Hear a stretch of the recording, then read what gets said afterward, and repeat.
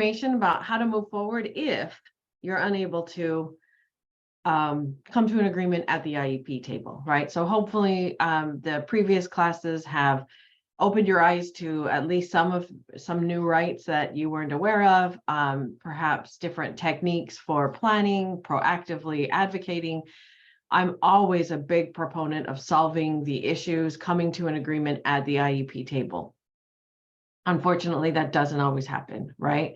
And the law recognizes that and has given us these recourses for if we cannot come to an agreement, or if you feel like your rights are being overlooked or trampled upon, there are things that you can do. And so that's what we're going to be talking about today. Dispute resolution. How do we resolve things when the dispute cannot be resolved at the IEP table? All right, so same disclaimer as always. What I'm about to share with you today is for general information purposes only. It is not legal advice, should not be construed as legal advice. And sorry, these little markings, I get kind of obsessed with them. Let me erase them. There, thanks. It should not be construed as legal advice. I do try to keep things as up to date as possible. The law is constantly changing. And so I can't guarantee that things will be as updated as they need to be, although I strive my best to do so. So one example, if you haven't already heard, there was a special education related decision issued by the Supreme Court just this week out of Michigan, a case out of Michigan. And so that's just one example of how the law is changing, right? There are new case law, new decisions being decided that could possibly change the way we interpret the laws. And this case that the Supreme Court decided is one example of that. So if you haven't heard about it, do a quick Google search. You could search for SCOTUS, Supreme Court of the United States, Sturgis. I can't remember the plaintiff's name, but they did rule in favor of the parents unanimously. So it was kind of exciting in that way. So take a look at it. That's a topic for another class. I just wanted to introduce that concept using that example. Okay.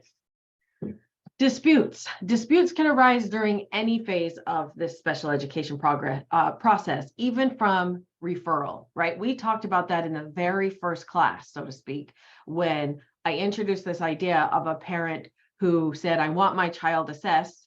And if you remember, granted, I'm asking you to think back to January here, but if you remember, the school's response was a prior written notice letter that said, well, we thought about it. We looked at his record. We decided we didn't need to assess him. So even as early as the referral process, just this very initial step, there can be disputes. And that's why it's important to remember those procedural safeguards, including dispute resolution, rights to dispute resolution procedures. Those procedural safeguards, they attach as soon as that initial referral is made. So all of the rights are in those procedural safeguard packets.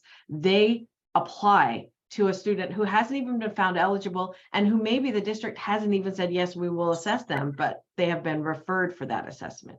So that's an important concept to remember. Those rights attach from the very beginning and they stay with you throughout the special education process. So how are disputes resolved? The two main formal ways to go through dispute resolution procedures, and where we will spend a majority, not all of, but a majority of our time this morning, is compliance complaints and what are called due process hearings. So, and it really, which avenue you want to take, sometimes you can have both avenues available to you. You could choose to file it as a compliance complaint or as a due process hearing. There are other times, depending on the subject matter of your complaint, that a compliance complaint would not be proper and you have to go to a due process complaint. So we will get into that and talk about how those are different. So again, sometimes even your very best advocacy efforts don't actually yield the results that you feel your child is entitled to. And remember, that's appropriate, right? Think back to our first class. I've tried to reference that throughout the course. This idea of there are parameters. The school is not obligated to go beyond those parameters of what's appropriate for your child, and your advocacy to push to the very edges of those parameters, right? You have a right to push for the district to provide what's appropriate for your child, but you have to help define what that is. So that's usually where we differ, right? The district saying, no, we feel this is FAPE. What we've offered, that's free appropriate public education. And you're going, no, it's not appropriate because I've defined these boundaries and this is more of what's appropriate. And so that's usually what not always, but that's a very common general way of stating what the disagreement is, right? Is what are the appropriate placements, services, goals for our child. So one thing to remember before you even get to those formal processes of compliance complaints and due process is this idea of prior written notice, which we did introduce in an earlier class. Prior written notice is a powerful tool in that it should give the district a forum for giving you a written legal answer, an answer that says, we feel this meets the legal definition of appropriate for your child for these reasons. Now, the district doesn't always word their prior written notice that way, but that is the purpose behind that prior written notice document. So remember, when you are reminding them, you shouldn't have to, they should give you prior written notice on their own. But oftentimes we have to remind them by saying, please give me prior written notice on that. When they give you that prior written notice, it's not going to solve any of your problems, really. It's just a written explanation. But if you're reaching out for help to somebody like the Bren Clinic or a private attorney, you would bring that to their attention and say, this is the district's response. This is why they feel that they're legally authorized to not provide what I'm asking for my child, or to move my child to a classroom that I don't want them in. And so don't forget, prior written notice can be a powerful tool. However, when you, like I said, sometimes you're going to receive that prior written notice and you're going to read it and go, I still feel like what I'm saying is what I'm asking for is still appropriate. I disagree with the district, or you feel their response is insufficient. Then you do have rights to present your case to a due process hearing, or to have your situation investigated by your states. If you're in California, it would be California Department of Education, but your state's education department. And this is where we would file a compliance complaint through CDE.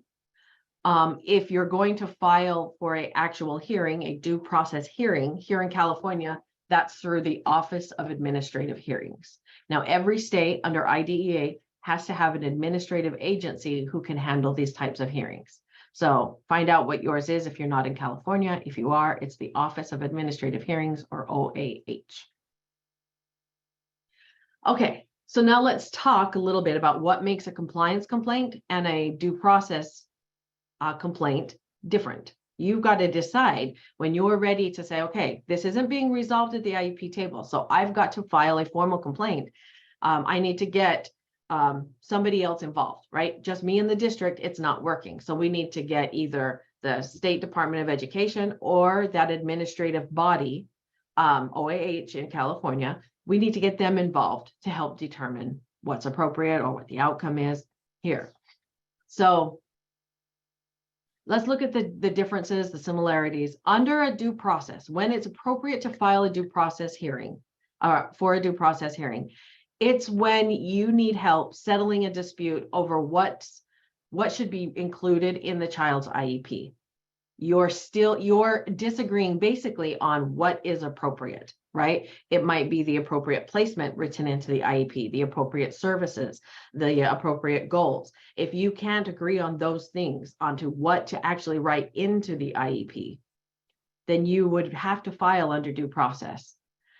On the other side, on a compliance complaint, it's not that you disagree on what should be in the IEP, but it's that the district isn't actually following the IEP. You've already agreed on what should be written in there, but they're not actually following it. Now, if you not to confuse you, but that compliance complaint option I just told you, that would also be appropriate under a due process hearing. So here's the general rule of thumb. Not a hard fastened rule, but a general rule of thumb. If it's a special education issue, it can almost always be filed under a due process hearing. But so everything special education wise that would be appropriate as a compliance complaint could also be appropriate as a due process complaint. So due process complaints can be broader. Compliance complaints, it doesn't work the same way. Compliance complaints are more narrow. They have a more limited, what we would call a limited jurisdiction.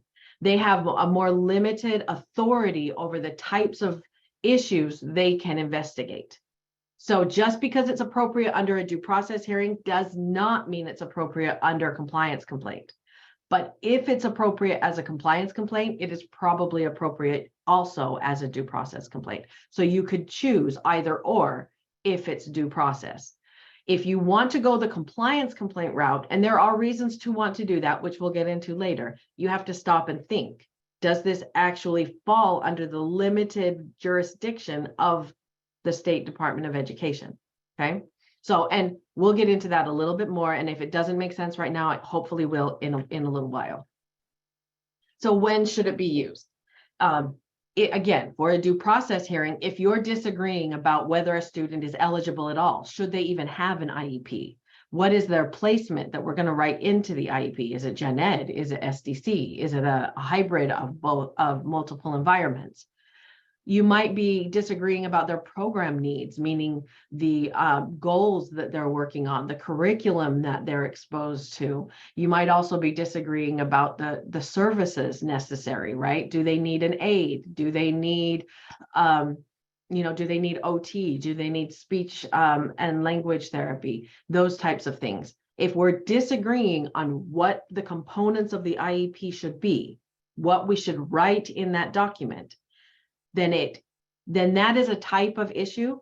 Compliance complaints can't, the State Department of Education has no jurisdiction to determine what types of things should be written into an IEP. Okay, so that has to go to due process. But if the issue is, no, we don't disagree on what it should say. It says what the parents and the districts think it should say, but the district's not actually following it. Now that could go in either category. That could be filed as a due process hearing, but it can also go this slightly easier. CDE complaints are easier than due process complaints. So when it's appropriate as a compliance complaint, stop and think, do I want to take this easier route of filing a compliance complaint? If that's the issue, is they're not following the IEP as agreed upon, then it can go to a compliance complaint. So that might be implementing an IEP as written. That's what we just talked about. They're refusing to assess a child, or if they've been referred to special education, not that they assessed and found them ineligible. That would have to be a due process hearing. But if they're just outright saying, we won't even assess him, that could be a CDE complaint.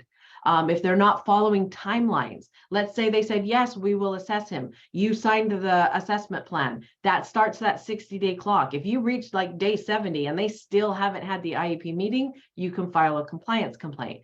Because although there maybe you're going, but wait, you said it's if the IEP isn't being followed. That's a majority of the issues under compliance complaints.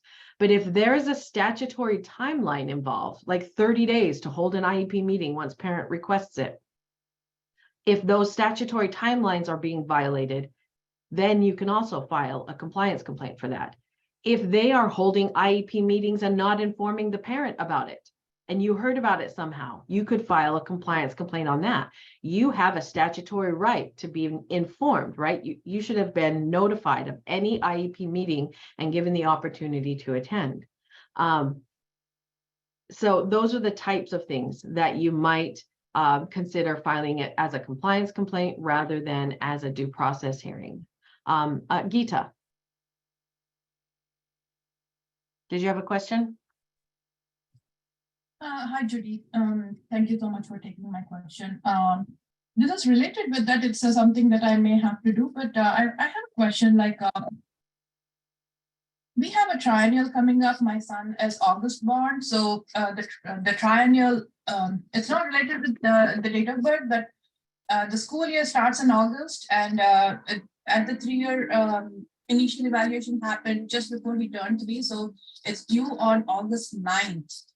So they are saying they have to do a triennial before the 18th of, before the 9th of August, which needs to happen before the school year ends. So they're forcing us to do it now. But a lot of the evaluations are like, a lot of evaluations start from 6 years to above.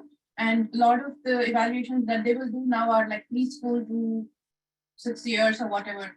So, can I refuse the triennial evaluation to be postponed for a later date, or that's not an option? A little off topic here. And a triennial, you're in California? Yes, I am. Okay, so a triennial, they do have a right to assess, even if you're not going to consent. But I'm not going to go into detail on that right now because it is off topic.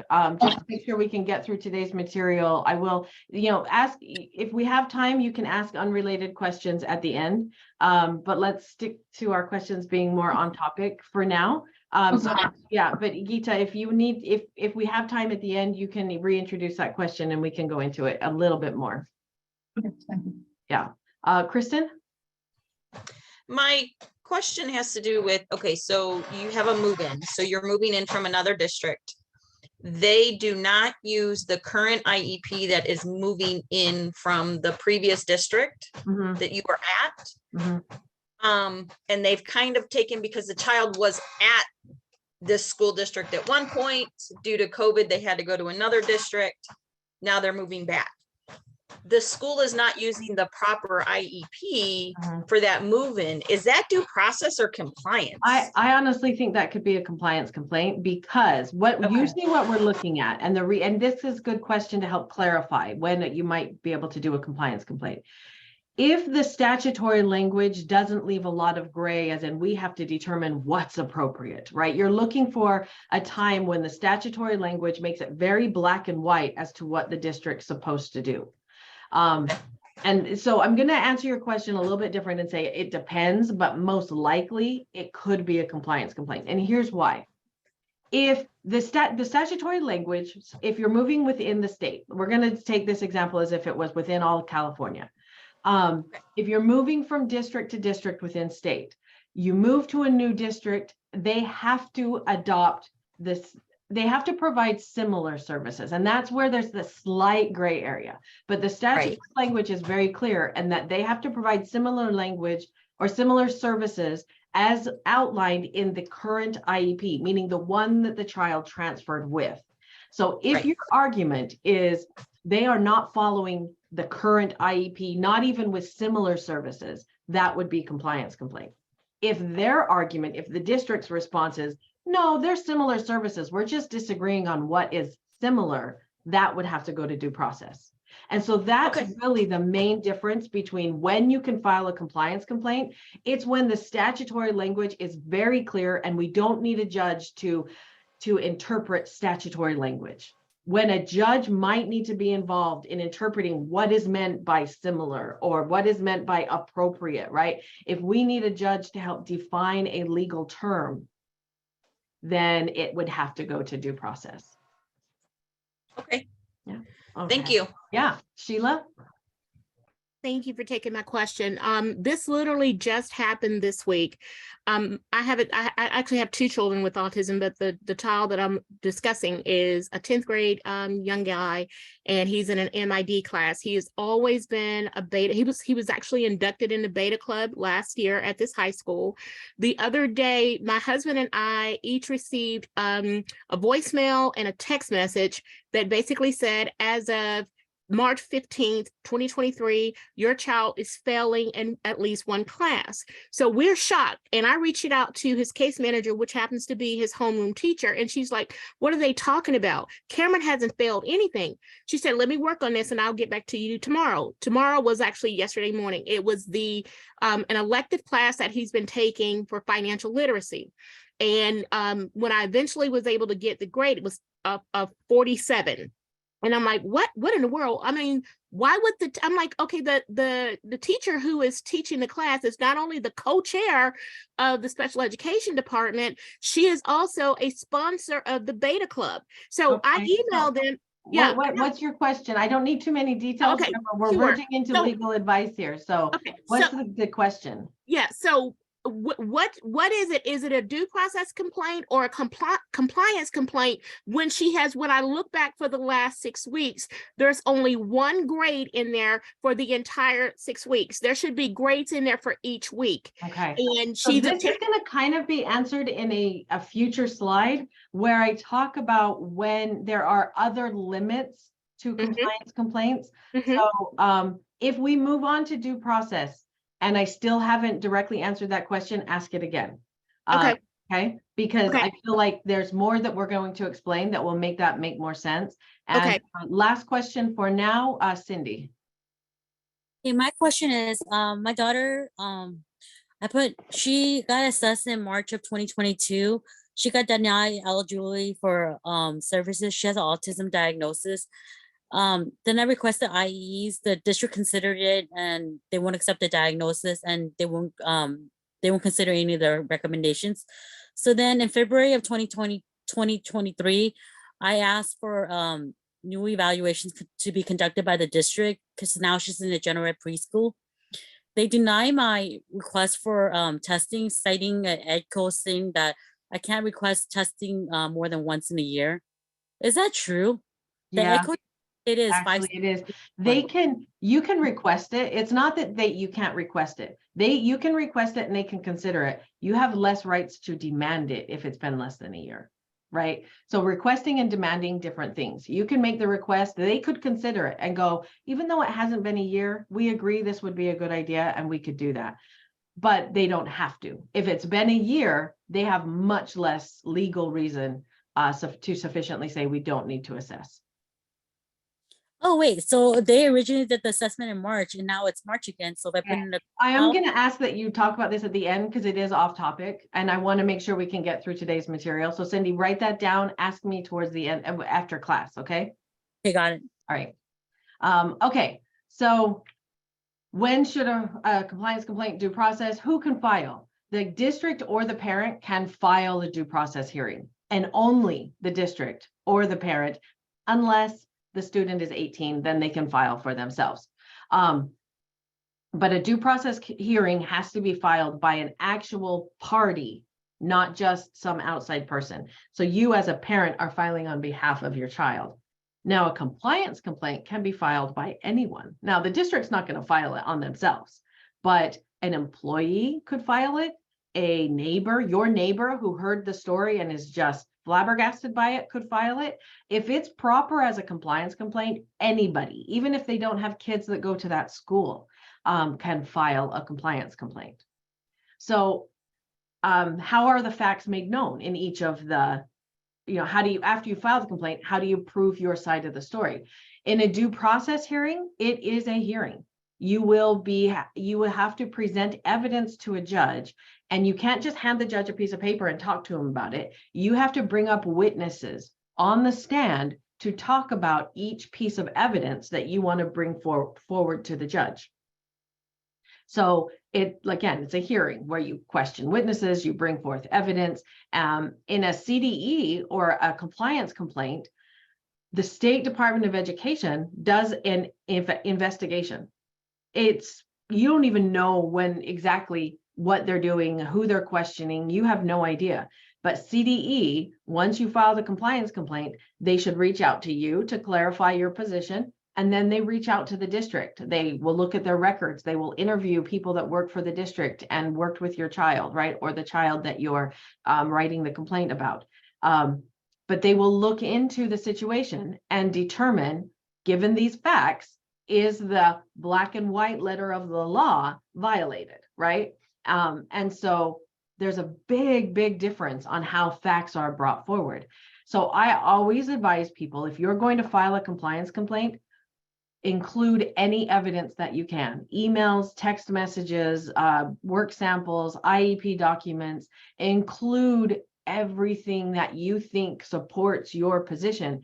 Because once you file the complaint, it's all about what they find when they get to the school. So if you have any evidence that supports your side, file it with your complaint, along with your complaint. And we'll talk more about that later as well. So once the facts are made known, how is a decision made? In a due process hearing, at least here in California, the ALJ, the administrative law judge, is presiding over the hearing. They're hearing all of the expert witnesses, the testimony given, that questions asked.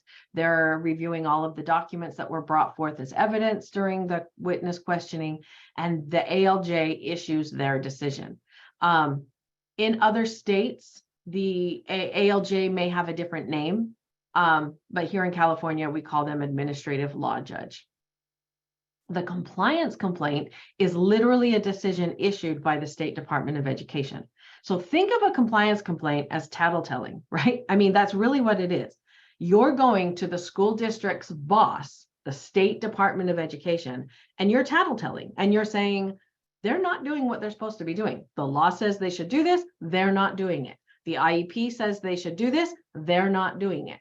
And they come in, again, they do an internal investigation into the facts, into the documents of the data, the record keeping that the school might have, and they make a determination. If CDE finds that the district is out of compliance with either the law or the IEP, then they'll issue an order that the district needs to correct their course so that they are in compliance. They might even order the district to submit a corrective action plan. How are you going to ensure that this that you are in compliance with either the IEP or the law? They can even order that compensatory services be provided.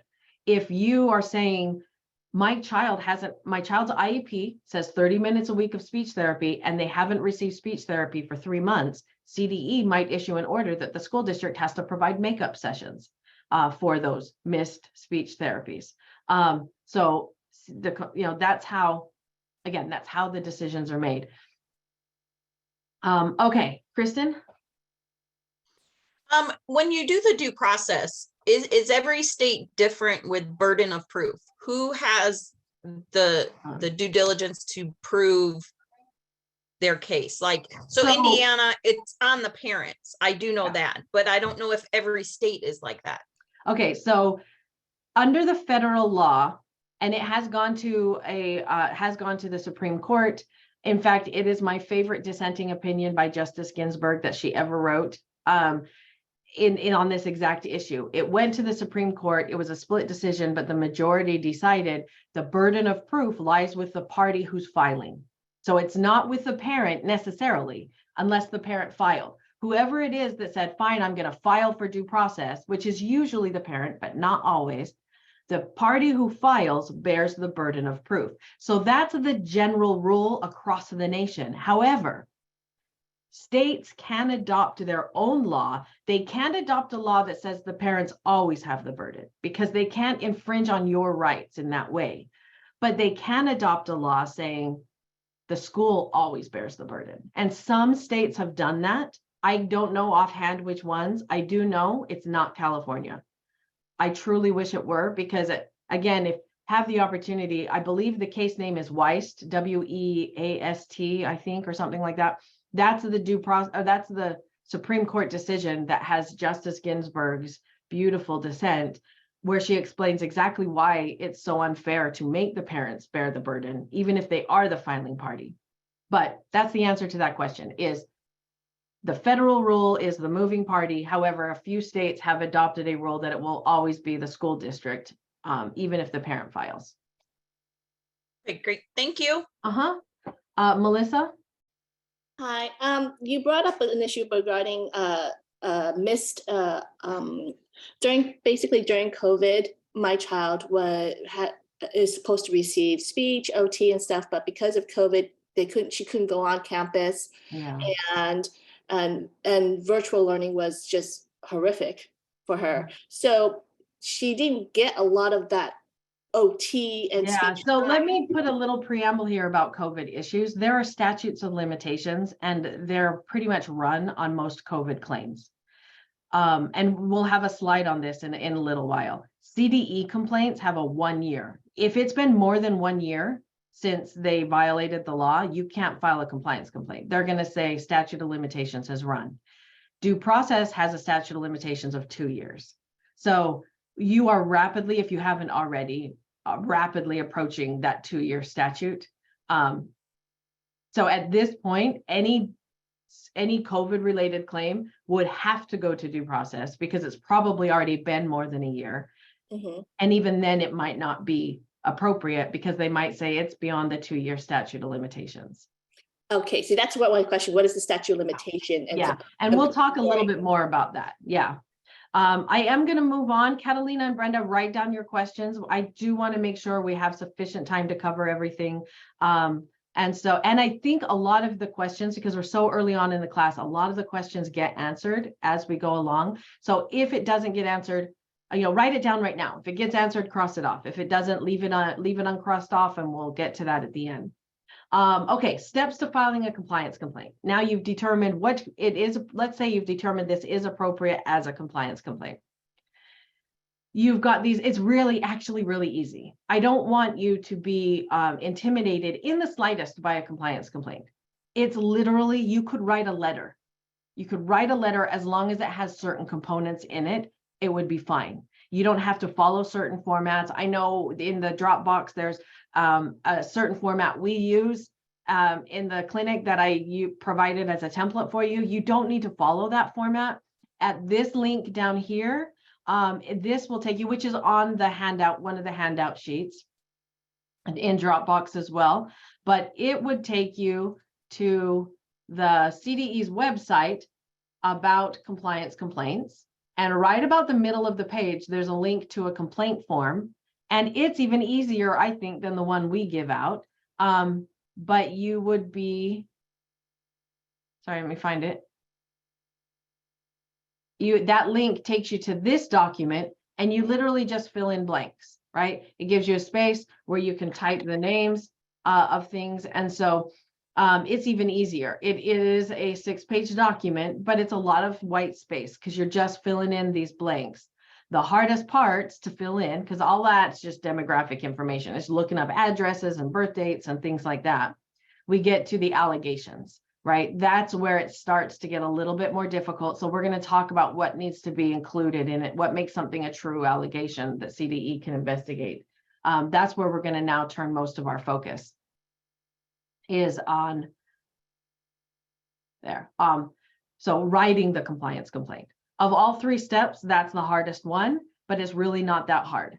So don't be intimidated. Write that on the top of your notes right now. I am not intimidated by compliance complaints. They are super easy, and we really need to utilize them more often for these obvious infractions, right? When the district is outright just disregarding the law, we should write a compliance complaint. That's how we're going to get them to follow the rules, right?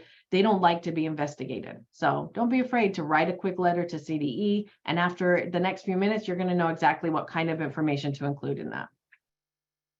Okay, so write the complaint. Let's look at that. When a state complaint, when you write a state complaint, it has to include the following things.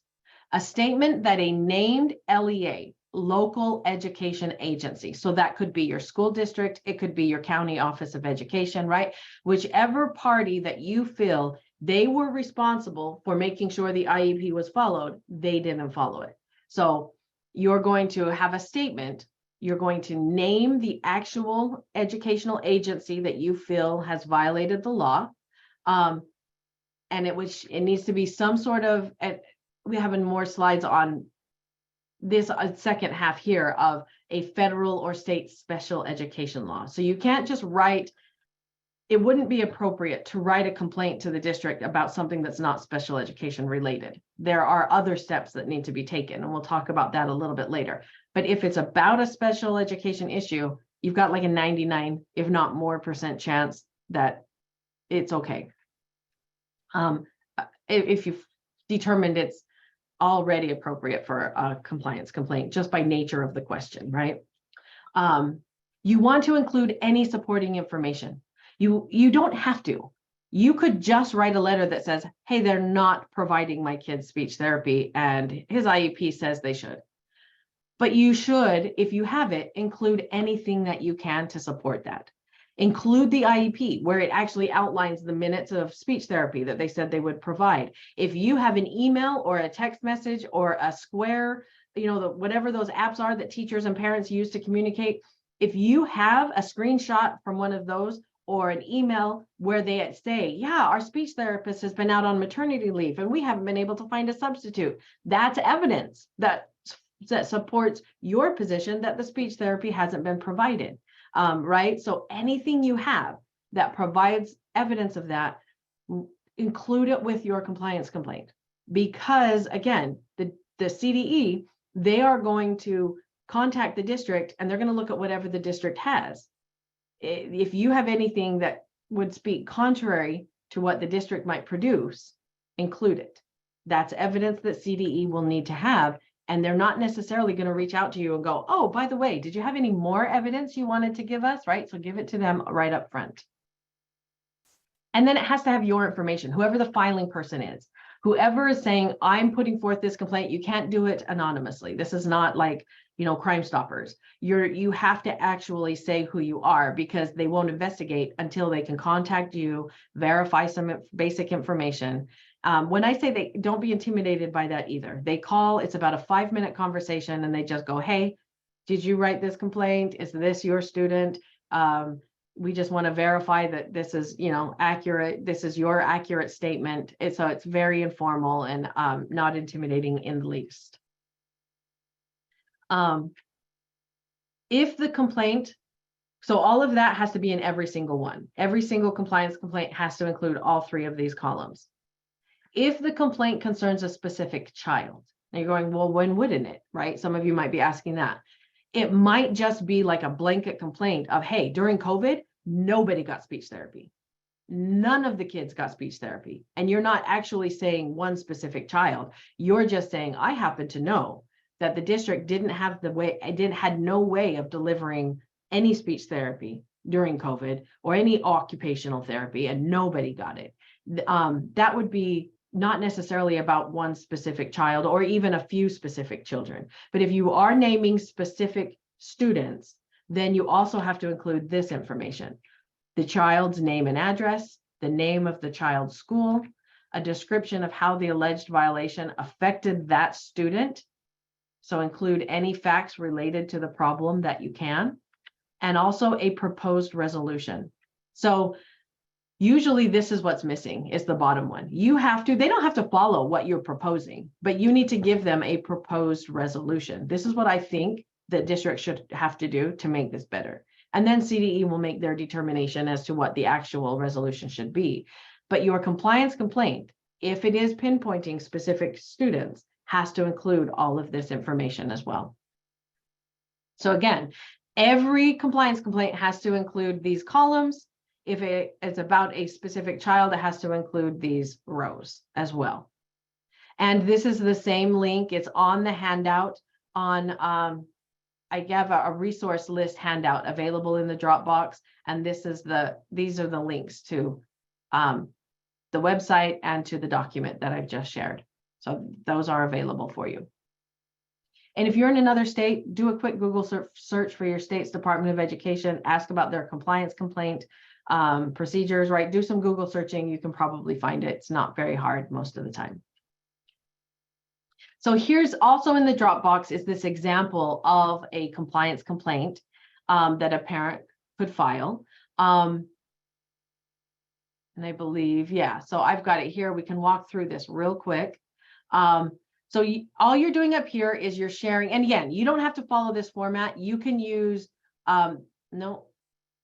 this, I've got it, sorry. You can use this format. You can use the PDF document where you just fill in the blanks. This is, I find it easier to just do it in a Word doc, which is why we have this sort of template that we use. It doesn't matter. You could do it as just a letter without all of these categories. As long as the same components are in it, it's okay. So again, don't be intimidated by a compliance complaint, but put all the demographic contact information for the person who filed as well as the student. If the student resides with the parent at the above address, you can just say that. If there's different addresses for the person filing and for the student, make sure you have both of them out. Have the contact information of the LEA or the local education agency that you are filing against. This introduction is basically, it sounds really formal, but it's basically just saying, hey, this is proper as a compliance complaint. That's really all it's saying. And remember our first few slides in class today where I talked about how certain things have to go to due process. But if but other things, you could go this easier route of compliance complaint. That's all you're really saying here is the student I'm writing about receives services from the district I'm naming above. This is about special education. This is, proper as a compliance complaint, that type of an idea. Then you have a section where you get to give them the facts as you perceive them. These are the facts that I'm aware of. This is where you want to have evidence. You can put them as attachments and actually include what attachment to look at after you describe it. Or you could just write it out without putting this exhibits in and just say, oh, by the way, here's some evidence to support it. I like to explain how the evidence supports it and then say, look at attachment B and you'll see what I'm saying. You can do that right along the way if you want. I feel like it's a little bit better if you can, because you're guiding them to look, you're helping them look through the evidence instead of just going, here's my complaint and here's a bunch of evidence for you to sort through. If you can help them sort through it, you're kind of narrating their way through the documents, right? So that can be helpful. This is, I think I have another slide on this. If you're utilizing a template like this, you could verbatim cut and paste this specific paragraph. I never change this from complaint to complaint.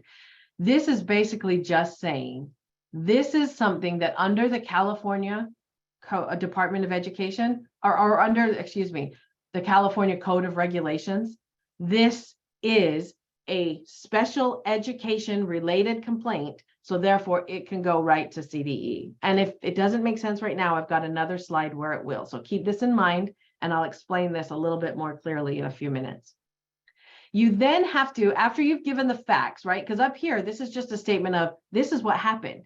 Now you get down here and you start saying, because of those facts, these laws were violated. And if you don't know the exact code, hopefully, right, this helps you to find the code. But if you can't find the exact code, CDE can help you find it. All you have to do is say, look, I know the statute says they have to hold a meeting within 30 days. I requested a meeting on January 1st and it's February 15th and we still haven't had a meeting. I know that's more than 30 days. So they violated that law. You don't even have to say what specific law that is. If you have it, if you know it, cite to that law. If you don't worry about it. But here is where you say, I told you in the facts above, it took them 45 days to hold my IEP meeting. So I'm now writing a compliance complaint about it. And that's what you're doing here, is you're just saying, given those facts, these are the things that we feel are in violation, right? So now real quickly, I want to walk through all 4 of these because one of them, see if you can find it before I tell you, one of these issues would not be proper as a compliance complaint and would have to go to due process. So the first one says they didn't hold an IEP meeting within 30 days of the parent's written request. That's a statutory timeline. So that would go to CDE. This one says that they didn't provide prior written notice when they refused to change the student's placement. Little less clear, but it's still proper as a compliance complaint because the statute says they have to provide prior written notice whenever they refuse a parent request, or if they're going to make a change, right? If they're proposing this kind of a change. So if the district proposed a change of placement, they should have provided prior written notice about that. Now, where it might have to go to due process is, are we really going to have to argue about whether it was a reasonable time? Did they eventually provide it? But we're saying, but it took them way too long. That would require a judge to get involved and say, was it a reasonable time? However, if you're filing this and they still haven't given it to you, no prior written notice at the day of your filing, then it could go as a compliance complaint because you're not actually worried about what's reasonable. You're just saying, I still haven't received it. So hopefully that helps clarify that one. Number 3, the district failed to ensure that a continuum of program options were made available during the pandemic. So, right, they didn't do anything to try and help make sure the student had a continuum of placement options because we were all kind of stuck with, you have to be learning at home. So what do you think? This one has to go to due process. There is a statute. This statute says a continuum of placement options has to be made available. But we would need a judge to help us define what would have been considered a continuum during the pandemic. So this one, CDE read over this and said, this is not proper. We can't make a determination as to claim number 3. Now, claim number 4, they failed to comply with all parts of the IEP. That one was, yes, we can hear that one. Okay. So of these 4, number 3 was not proper as a compliance complaint, even though I remember telling the client, this probably won't work, but go ahead and try. Go ahead and say, look, the statute's clear, continuum has to be offered. We were only given home. See if it works. It didn't work. They contacted them. That's one of the things they'll do. When CDE reaches out right after you file, within a day or 2 of filing with CDE, they'll call you. They'll go through all of your allegations, all of these issues of non-compliance, and they'll ask questions to determine whether or not it's something they have jurisdiction over. And ultimately they said, we can talk about 1, 2, we can investigate 1, 2, and 4, but we don't have authority to investigate number 3. And this is the proposed resolution, right? You can use different language, requested corrective action, proposed resolution. Here's what you're saying is, this is what I think the district should be ordered to do in order to ensure that they're in compliance with either the law or the IEP. And then you'll notice if you have referenced attachments above, I like to put a list of, here's the attachment. I called it attachment A in the paragraphs above, but here's the title of the document. It's this IEP, right? So you can include a list like this.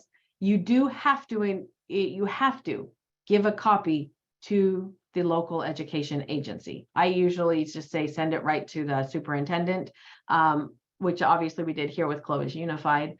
But it's good if you're going to use this kind of a template, to just include this line that, look, I already CC'd the district. They have a copy of this, because you have to give them a copy, which is, if we look back on our slide here, right? We write the complaint, then we send the complaint to CDE, and then we have to forward a copy to the school district. So by utilizing that line of CCing the superintendent, you're informing CDE that you did your duty of also giving a copy to the school district. Now you can send the CDE by either email or snail mail. I usually just email it, so it's pretty easy, but you'll notice at the top here, yeah, I've got the email address right here. That this is who we sent it to. And so you could, if you're in California, this is the address you would send it to. You'll also find that same kind of information on this website. It'll tell you exactly who to send it to. Yeah, same email address right here. Where do you file the complaint? You either email it here, or you can fax it to this number. If faxing is a little less common, but you can still do that, or you can snail mail it to this address right here. So another state, look it up. The same information should be available on your State Department's website. All right, Brenda.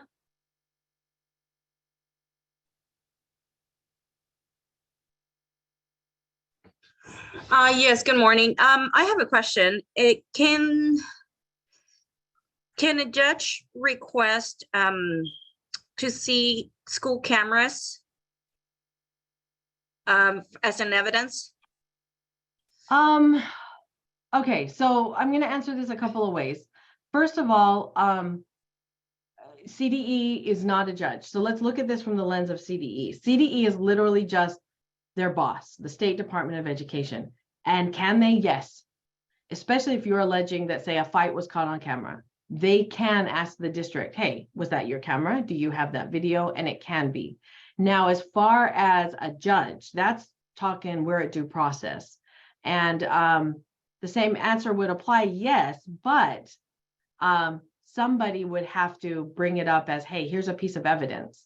And maybe your issue is, one of your issues may be, we know this evidence exists, but the district hasn't shared it with us. And that wouldn't, it gets a little complicated, and I'm not going to go into too much detail, But that would be the type of thing you would file a motion before your hearing to tell the judge, hey, you need to compel the district to give us a copy of this piece of evidence. We know the evidence is out there and they are supposed to share all the evidence with us. It's called discovery rights, and they're not giving it to us. So, but there is another layer to this as well. The only way you have a right to that video is if it identifies your child. It's considered, the video would also be considered an educational record. An educational record is loosely, I can't remember verbatim, but loosely it's defined as a record kept by the district that identifies your child. It's very broad. So that would include a video. So you'd be asking for it as a part of your child's educational record. And so they might have to blur out other children's faces. They could produce a record that talked about 5 kids, including yours, and redact the other kids' names, right? Because there's privacy rights involved with the other students. You don't have a right to their educational record. So it's a little bit complicated of an answer. And there could be other working variables to your question, but that would be my general response. Okay. So Thank you. now, yeah. Send a copy to CDE, forward a copy to the district as well. They have a right to be notified that somebody's lodged a complaint against them. When you file that complaint with CDE, they should CDE will then send you a notice of your procedural safeguards, which will be very similar to what you've received many, many times from the school district. They also, though, it usually comes as attachments in an email, 3 little attachments. One is that procedural safeguards packet. The next one is a notice of complaint investigation. And then the third is, here's a list of the violations we feel you alleged. Okay. And so let's look at each of these. Notice of procedural safeguards, we don't really have to go into too much detail. Again, it's going to look very similar to what you've already received from your school district. The notice of a compliance investigation. This is a form letter. So I'll show you the different components of it, but if you do file a complaint or you have in the past, bring it up, you're going to notice the same or very similar language because it's pretty much a form letter that they send to everybody who lodges a complaint through CDE. They're going to address all of the parties, the party who filed, which in this case was me, and then that we had 2 superintendents. It was a child with 2 school districts were involved. So there were 2 superintendents that were being notified. And then that includes the case name. Once you file a complaint, a case name is going to be attached to it. So they reference the case name as well as the student's name who the complaint is regarding. And then again, form letter. So I'm not going to read it verbatim, but I'll tell you some important parts. So first of all, we have received the California Department of Education Special Education Division has received correspondence alleging violations.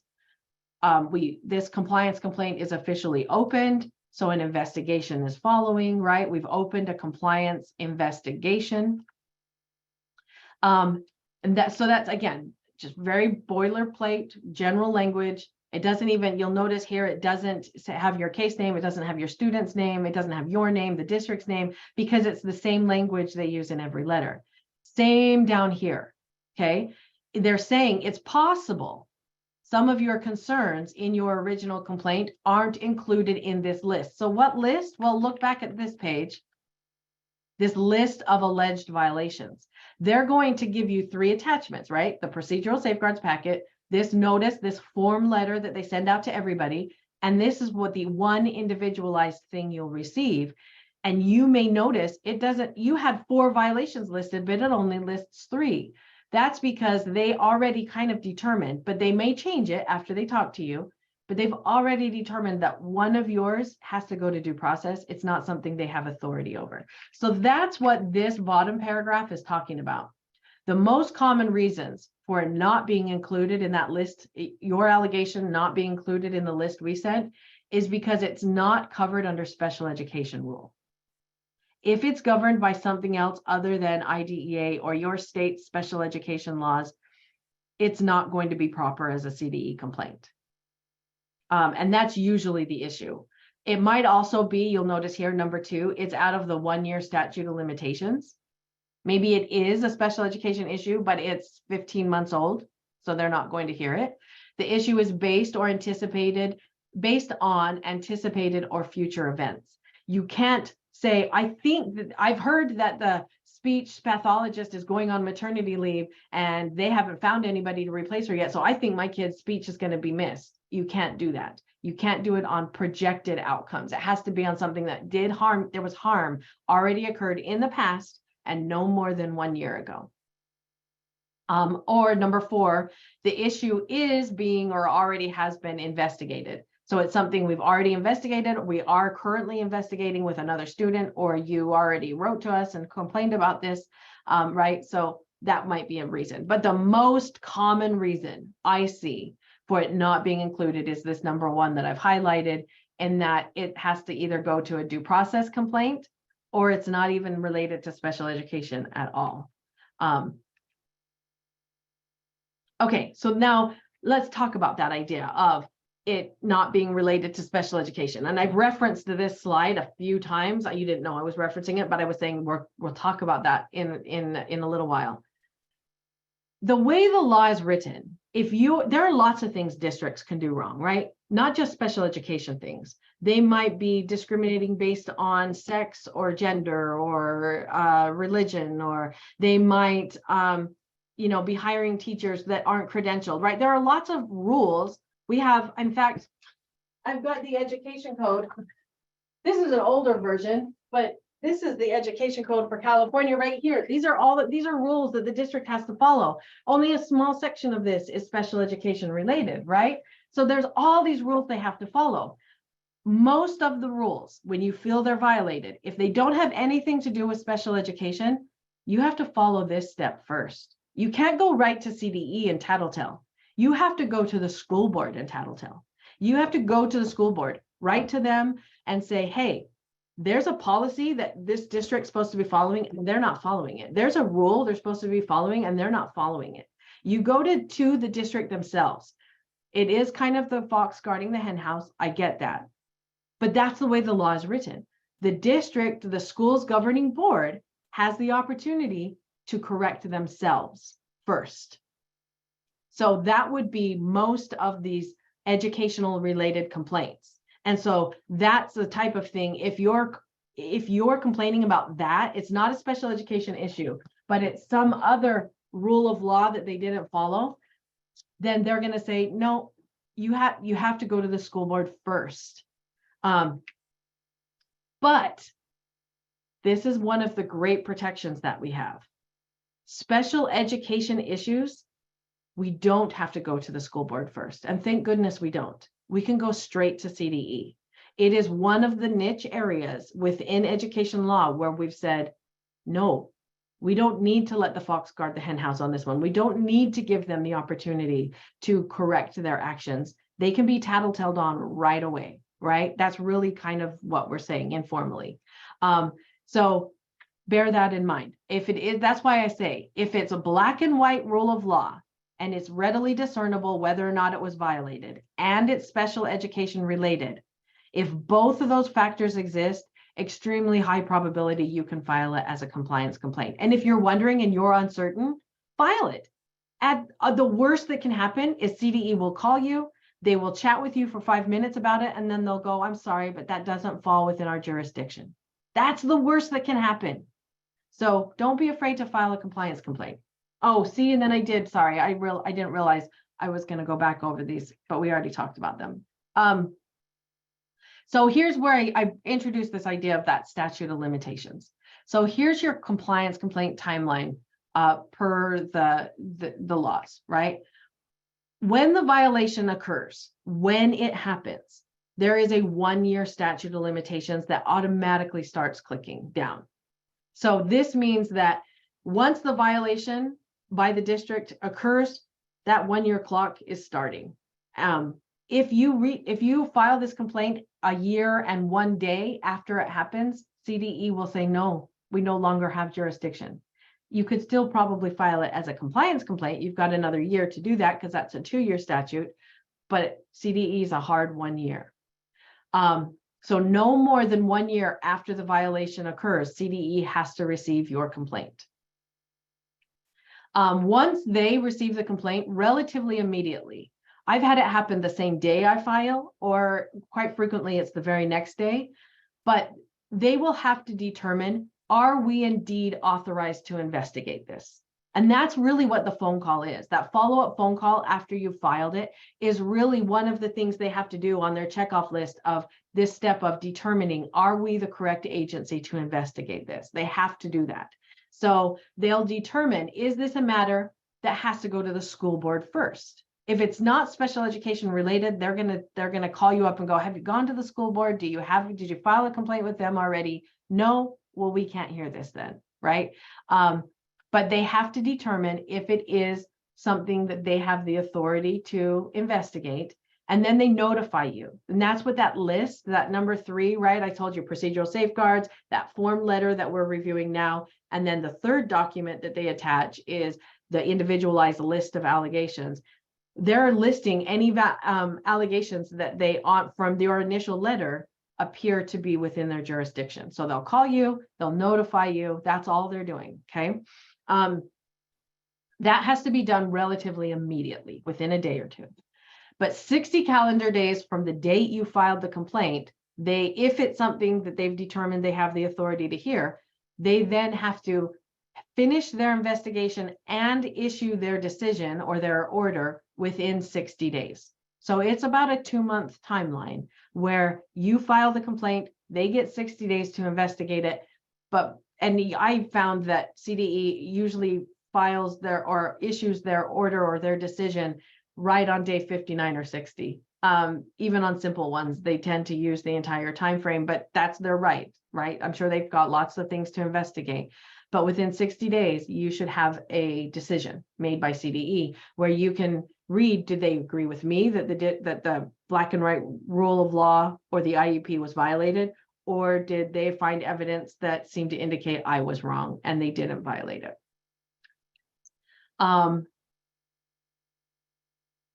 Okay, so can't be based on future events and can't be something that has already been or is being investigated in a current compliance complaint. Here's the last little bit of this paragraph. If CDE learns that one of the issues, even if it passes all the other tests, right, and they find, okay, it's proper, we can hear this issue. If they find out that it's already part of a current due process complaint, they set the matter aside. It doesn't mean they cancel it. They will finish their investigation, but that 60-day clock gets paused while the due process hearing is pending. As soon as the due process hearing is over, they unpause the clock and they finish their investigation. But they're not, both bodies, OAH, right, that does due process hearings, and CDE that does compliance complaints, both bodies will not investigate or look at the issue at the same time. And due process complaints will be given priority over compliance complaints. So that's why the compliance complaint gets paused. The due process hearing continues, and then they unpause the clock and finish their compliance complaint investigation. And then the closing parts of the letter, very boilerplate. You might say, obviously this name might change because it's the person who works for CDE who's been assigned to your case, but otherwise the letter is going to be very, very boilerplate. You'll see here, it also includes, and that's after the letter, but then there's this other notice of, and this is new. I should put a preamble here real quick. This was something that they were doing for a while, and I honestly don't even know if they're still doing it. It was a trial program, so it may or may not still be in place, and it may not be in place in other states. But for at least a little while, CDE was offering mediation sessions, hoping that you would figure it out without their having to start an investigation. And so they were offering what they called alternative dispute resolution processes. And if you reached a resolution, right, if the district said, fine, we'll just do what you're asking, withdraw your complaint, then you would withdraw and everybody's supposedly happy, right? So that was an option. It's always an option that you can, outside of the compliance complaint, you can you can come to an agreement and the district can say, okay, we did what you asked, can you withdraw it? And that can happen, and it does happen. But for a little while, CDE was offering free mediation sessions. I don't know if they still are though, so don't quote me on that one. Okay, so back to our list of 3, that was number 2. Now let's look at the list of alleged violations. So here's a copy, and this was available in the Dropbox as well, a copy of what the list may look like. So for this particular complaint, the complaint alleges the district failed to comply with the IEP, and then they cite to the code where it says they have to comply with the IEP when the district did not provide the student special education services as required by the IEP in specialized academic instruction. Notice the next one, exactly the same, but in speech and language. The last one, exactly the same, but intensive individual services. So we had 3 different parts of the IEP that we were claiming the district wasn't following. And so we listed each of them separately. They didn't provide intensive individual services, and that was a line item in his IEP. They didn't provide the speech and language, and they didn't provide the specialized academic instruction, right? That was what we were claiming in the compliance complaint. So they list each of them separately. So that's what you'll see is a list kind of like this. And again, if one of your allegations isn't included in the list, when they call you, ask them about it. I noticed if they don't bring it up, I noticed that when I complained about the placement, I alleged that the placement was improper. You didn't include that. Have a conversation with them. You'll get better at understanding when things are appropriate for a compliance complaint and when they're appropriate for due process. And you may even be able to shed some light on it that they might go, oh, we actually do have authority to hear that. You just worded it in a way that was confusing to us, right? So engage in the conversation. My experience has been there is no reason for anybody, lay, professional, to be intimidated by CDE. They are well-intended. They're just looking for the facts. So yeah. And like I said, for a little while, they were offering free mediation sessions. If they still are, you might receive a form like this, where they're saying, hey, fill this out if you'd like to utilize this service of a free mediation session. And in a few slides, I'll tell you there's a difference between mediation and resolution session, and we'll get into that.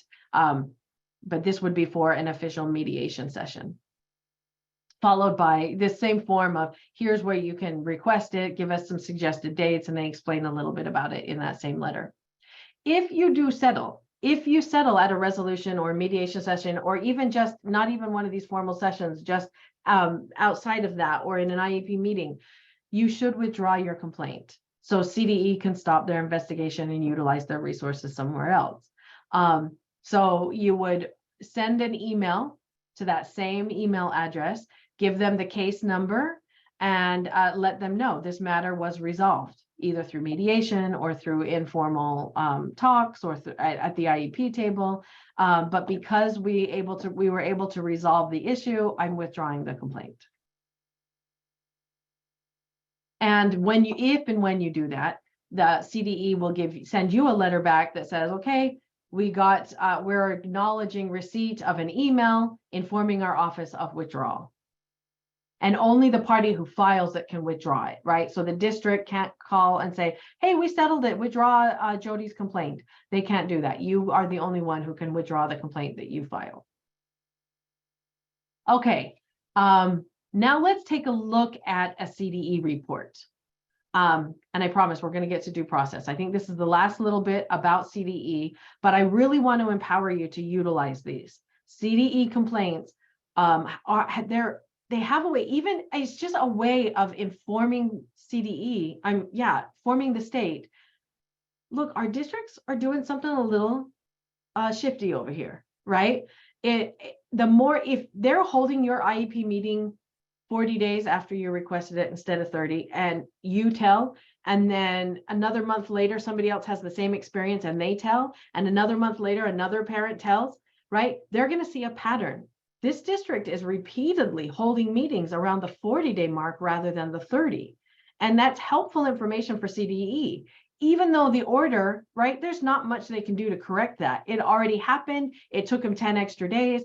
But they might, if they start seeing a pattern, CDE might tell, right? On one of them, they're going to say, look, you need to actually write out a policy. We've seen this 3 times now in as many months. So write out a policy about how you're going to ensure that this happens in 30 days and not 40 anymore.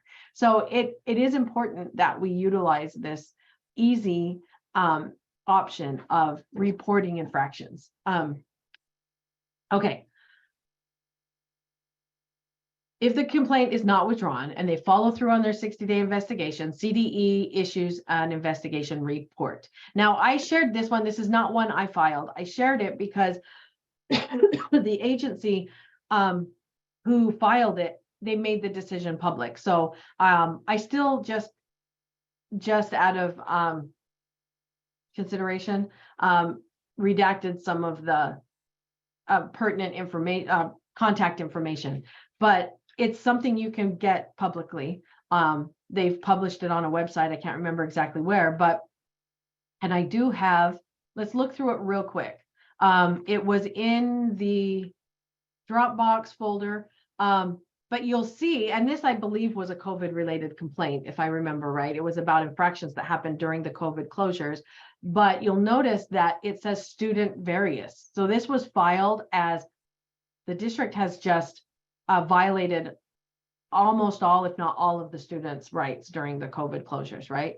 So this is just kind of, we received the complaint on this date, right? That very basic information about this is why we started the investigation. Then they summarized the allegations that were in the original complaint. The complaint alleges the district failed to comply with IEP requirements when they did not provide specialized academic instruction or related services since its campuses closed due to the COVID pandemic in March, right? So that was the allegation. The sole allegation is there's been no SAI delivered to the students of this district. All the ones that had it in their IEP, they're not receiving it. And then they go into, here's the facts as we found them. So their finding of facts might be a little different from the facts that you presented in your letter. They may have found something a little bit different in their investigation. It might be the same, but this will be how they list out the facts as they discovered them. So the district closed due to the pandemics. Parents were advised in prior written notice that the district was closed, right? Remember, initially we all thought it was just going to be a little while, so they had anticipated about a month. During that time, instruction was not provided to any students. Packets were provided to special education students and enrichment packets were made available. District provided further prior written notice that the closure would extend to May.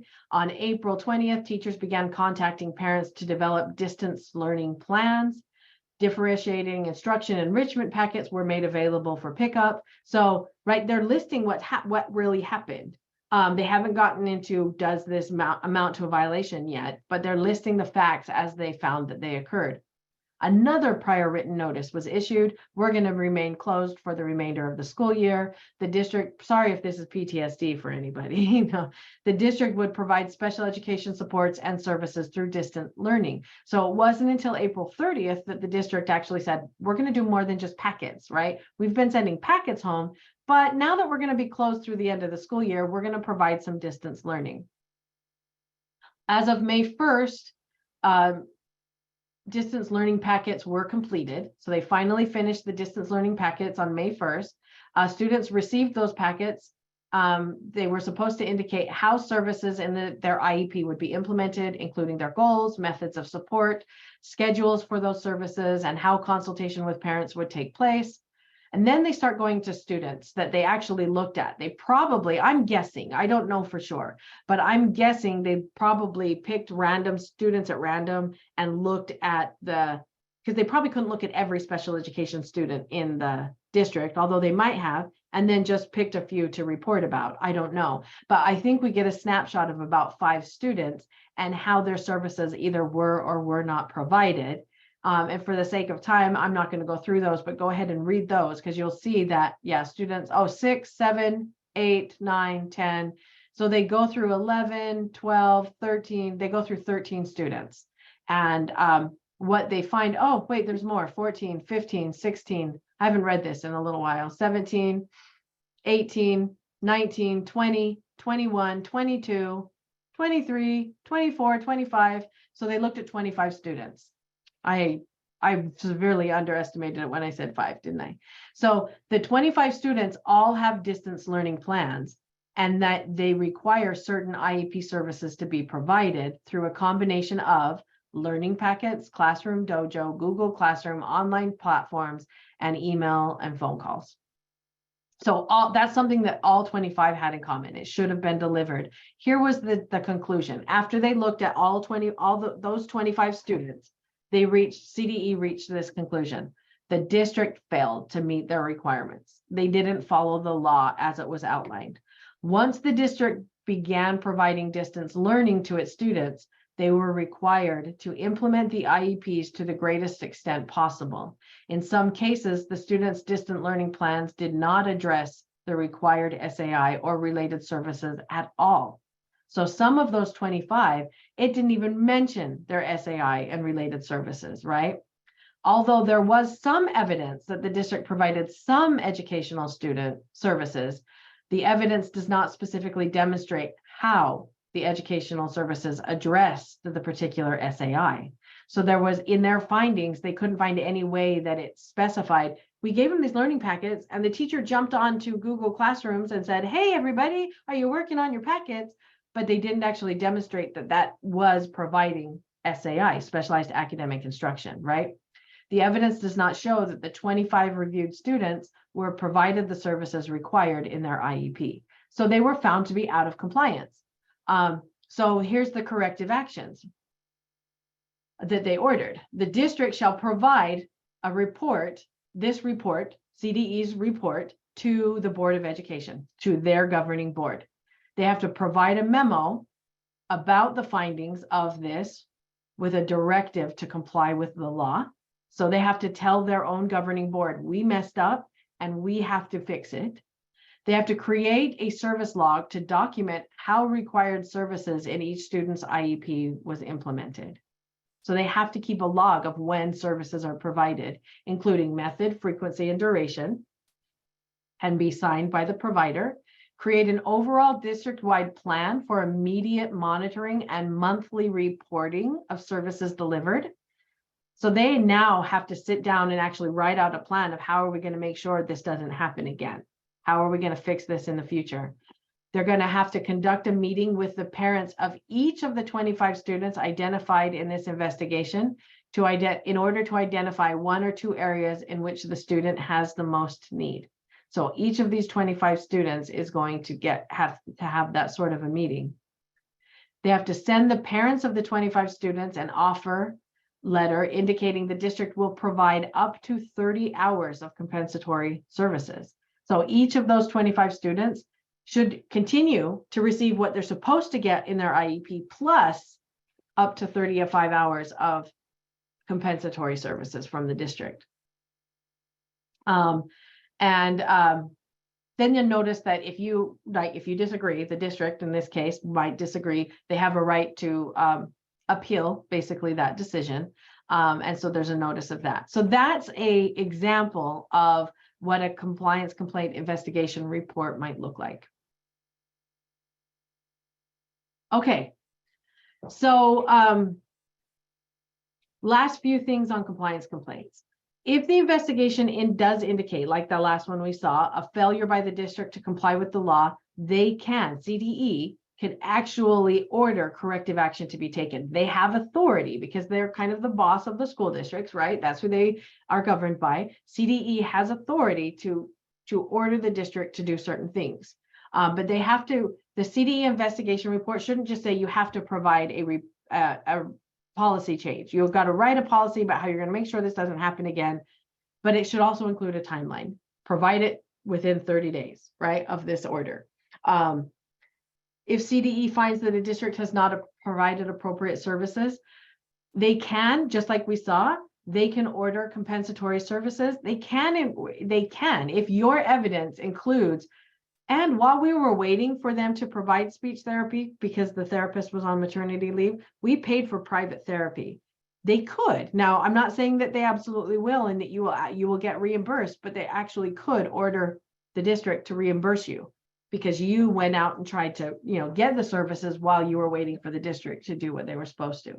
So it can be compensatory services or possible reimbursement. And this is where we see things like make a policy change, write a report and tell us how you're going to make sure this doesn't happen, because we're supposed to be addressing appropriate future provisions of services to make sure, right? That's why I say, if you're noticing a pattern of they're waiting till 40 days to hold the IEP meeting, we don't want to, we're tired of waiting 40 days. Start filing compliance complaints every time it happens, right? And get their attention. That's how we effectuate systemic change.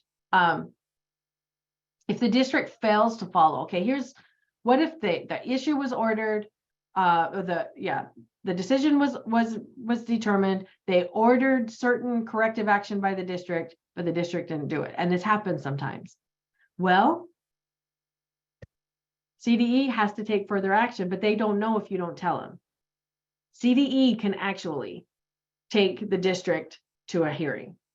Right? If you say, you report it to CDE and say, they're not doing what you asked. Now CDE might have to get the judicial branch involved. They might have to get a judge involved to say, hey, they had authority to issue this order. You needed to do it. Right now we've got another order from another agency.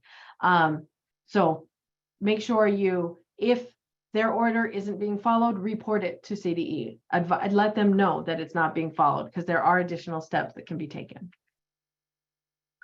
If you disagree with the decision, let's say it comes back and they go, no, we didn't find any violation. And you're like, oh my gosh, it's so clear. You should have found it. If you disagree, doesn't mean it's over, right? You can, within 35 days, you can ask for it to be reconsidered by the superintendent of public school instruction. So not just the person assigned to investigate at CDE, you're kind of going above them now, going straight to the very top of CDE, right? The superintendent of public instruction, and saying, we don't think your guys did this very well. Look into this again. You have the right to do that within 35 days. If it's 36 days, you've lost your right, okay? But within 35 days of you filing for a reconsideration, they have to either say, well, we looked into it, and we think our guys did an investigation just fine, or you're right, something happened. We'll investigate this further. So that's your right to, in a sense, appeal, but it's not really an appeal, but it's the same kind of philosophy of, we got this order and we disagree, so let's take some additional steps. If it's one of those issues that has to go straight to CDE, straight to the school board, it can't go straight to CDE. It has to be to the school board first. Here's your timeline, right? And remember, special education issues are not like this, but let's say it's some other issue like mending your child's records. That's something we talked about in an earlier class. And I introduced this idea of you have to, fox guarding the hen house, you have to go to the district first. That's what this is. You could go and say, hey, there's a thing in my child's record saying he initiated a fight, but no, he was defending himself. And I would like that changed to say that he was accosted first. You could go to them and say, I want that record changed, right? They get 60 days to investigate and resolve and issue their own kind of order about what will happen. And if they come back and say, no, we looked into it, we're going to keep the record as it is, and you disagree, now you can appeal to CDE. That's how, if it's not special education related, that's how you have to do it. You got to go to the district first, report it to themselves, let them do their own investigation. If you disagree with their findings, now you can go to CDE, and it starts a whole nother 60-day investigation, but this time by CDE, not by the school board. But this appeal has to be written within 15 days of the district issuing their, yeah, we'll change it, or no, we won't. So you have 15 days, roughly 2 weeks, to appeal to CDE. Okay. I do want to introduce this concept for here in California. We've got what's called the State Council on Developmental Disabilities. I'm not going to go into this in much detail, but take a screenshot or you've got the printout. They are, one of the things they're tasked with is to help effectuate systemic change where there are systemic violations. So again, if they're repeatedly holding IEP meetings at 40 days, or, just when there are repeated violations of the same sort, bring it to the State Department of Developmental Disabilities attention. They don't know about systemic issues if you don't tell them. This is not going to necessarily launch an investigation, and it's not going to lead to a resolution or an order. They don't have any authority to do that. But when they know there's a systemic issue, they can get involved and they can help. So if you suspect that something's a systemic issue, call and report it. They keep little logs, I've been told, of all the violations that come in and that are reported. And when they start to see a pattern, they get involved. So not totally off topic, not immediately on topic in that it leads to resolution, but I would like to see more systemic change happen. Here in our branch of the State Council on Developmental Disabilities, geographically, we are in the Sequoia branch. And this would be the office to the Sequoia branch. If you're in another part of California, look up on this website your local branch and start reporting systemic issues. That's all it is you're just saying, hey, add this to your log because this violation just occurred. If you start to see more, please help us out. There's also a procedural safeguards referral service within the Special Education Division of CDE. So if you would like more information about your procedural safeguards or how to, because one of your procedural safeguards is the right to file compliance complaints or due process complaints. So there is a referral service there you can reach out to. Okay, compliance complaints. I know we will get to due process, I promise, and we're running out of time here. Compliance complaints are not precedential, meaning you can't go, you found very similar in another case, so you have to find a violation here. There's no precedential value to a compliance complaint. It is a case by case basis only. They will not compare two cases. I already explained earlier how it cannot be investigated simultaneous with a due process hearing. So if the issue is up in both a CDE and an OAH claim, CDE will push pause on theirs till the OAH or due process hearing has been completed. You can try the compliance complaint route, actually have CDE go, we investigated, didn't find a violation. You can then still file it as a due process claim. It doesn't preclude your right to bring it up again as a due process claim. However, the CDE's investigative findings could be used as evidence against you. So you'd have to have evidence to overcome it, right? But you could do both. You can't do both at the same time, but you could do one and then try the other as well. Okay. So now we're going to move on to due process hearings. I would normally open up for questions, but I really need to make sure we get through this. So please write your questions down. Moving on. So reset your brain. We're now moving into the realm of due process. Both parties, parents and the school district, are encouraged, even within the law, to try and resolve disagreements at the IEP level. And I'm a big proponent of that. But there are times when we tried and it just isn't working. So when that happens, either party can file due process. So this might happen. It doesn't happen as often that the district files. Usually it's the parent filing. But if the district wants to make a change to the IEP, at least here in California, and you are refusing to sign, because we have that additional state right of the IEP cannot be changed without parent consent, right? If they feel like what they're offering, the new offer is fake. Let's say your kid gets speech therapy and they're saying he no longer qualifies, so we want to cut out speech therapy. And you're like, I'm not signing that, right? They could eventually, once they feel like, okay, we've tried to resolve this, the district could file against you and try and argue to the court, go ahead and let us remove the speech therapy even without parents' consent, because we don't need speech therapy for this child to receive FAPE. That would be their argument, right? So there are times when the school district might file against you. But here's some reasons a parent might choose to file due process. Maybe you disagree with the assessment results and they won't grant an IEE, right? Although they should be filing for the IEE, not you, but it could happen. If you disagree with the placement, let's say your kid's in SDC and you want to change it, you want him to have more gen ed time, you might file a due process complaint. If you feel like the services they're proposing don't amount to FAPE, they are refusing OT, and you feel like your child should have OT services, you can file a complaint, right? You're arguing about what are the components of the IEP. If the district refuses to do some of these things, you could file due process, right? So those are reasons that you may choose to file. Again, I wouldn't go straight to that. I would try and encourage resolutions at the IEP stage. But if we can't reach them at the IEP meeting stage, then we might have to file due process. Generally speaking, I advise parents not to file due process unless you're prepared. The timeline moves quicker than you think. You're going to find yourself in front of a judge faster than you realize. We always think of laws happening really slow. Due process for special education decisions, it has a pretty quick timeline, and we'll go over that in a minute. But there are a couple of reasons you might need to jump the gun, so to speak, and file even when you're not ready. And the first and the most obvious reason is you need to invoke stay put.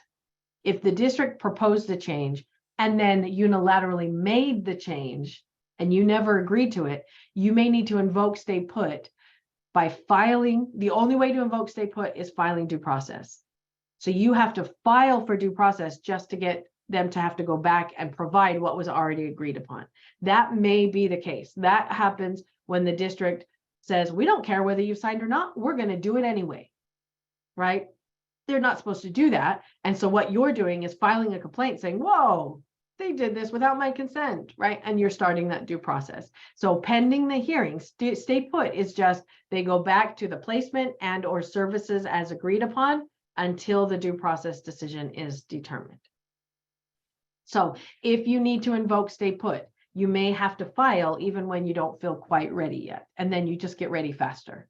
Another reason you may need to file sooner is if the 2-year statute of limitations is almost ready to run. If it's been really close to 2 years, you can't drag your feet anymore because you will lose all of your rights. You already can't bring it under CDE because they have a hard 1-year limit. And OAH due process under IDEA. So this is federal law. So unless your state extended it and California hasn't, we have a 2-year statute of limitations. So you may need to file even if you don't feel quite prepared, or you'll lose the claim altogether.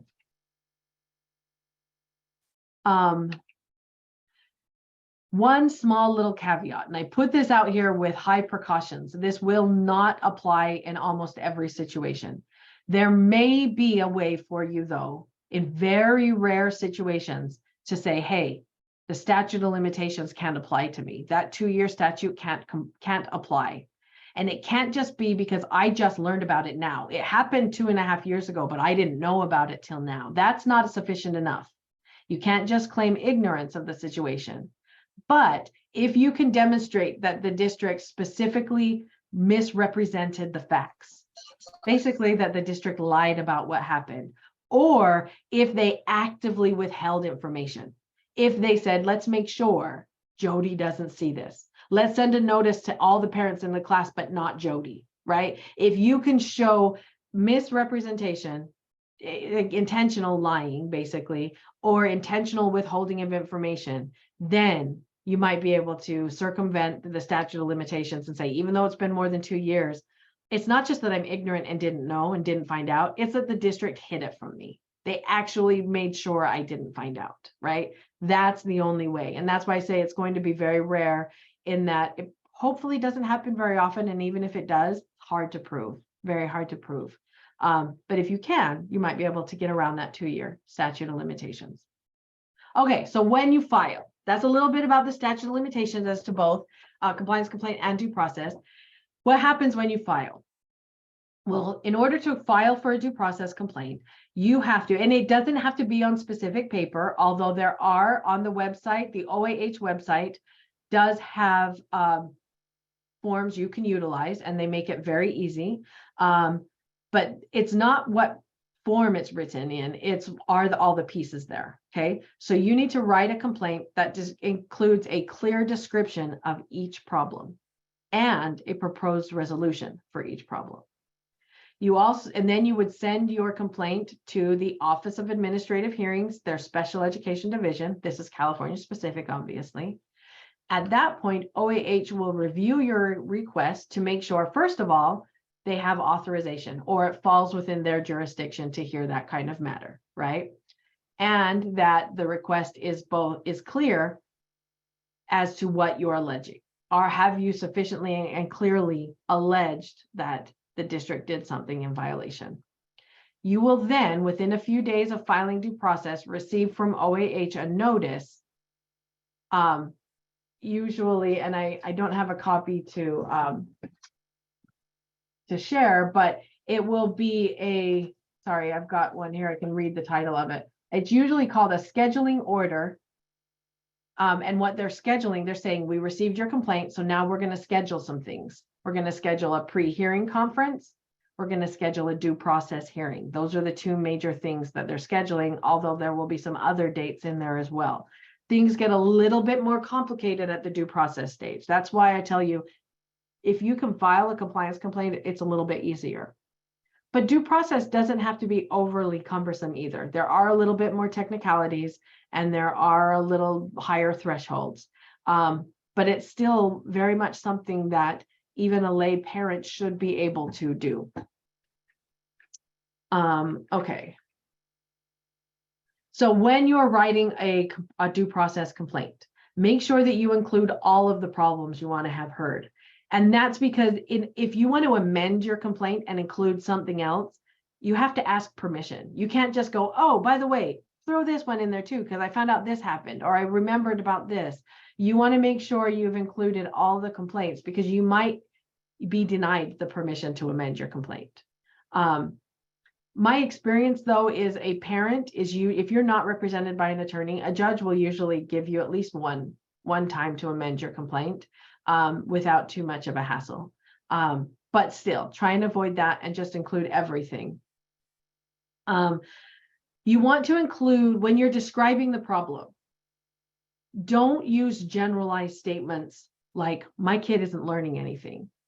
Think about what you've been taught here in this class. You've got to allege that they violated the law. Now, the fact that you feel your child hasn't learned anything might help establish that the services aren't appropriate, but you've got to take it further than that. You can't just say, my child isn't learning anything, so the services aren't appropriate. You have to help the judge reason through the facts, right? This is what I asked for. I asked for 30 minutes a week of speech therapy. They said he only needed 30 minutes a month of speech therapy.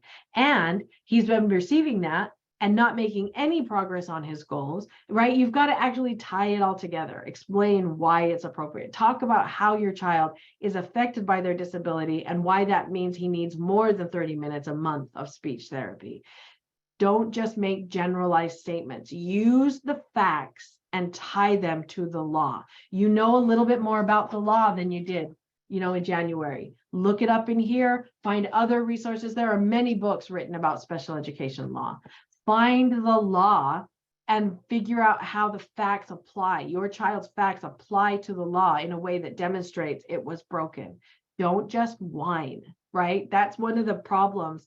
And that's not the nicest way of saying it, but that's what happens is a lot of times parents write what they feel is a due process complaint, but all they end up doing is whining, and the judge will look at it and go, okay, I'm sorry you feel so bad, but none of this amounts to a violation of the law. So explain to the judge how it actually violates the law.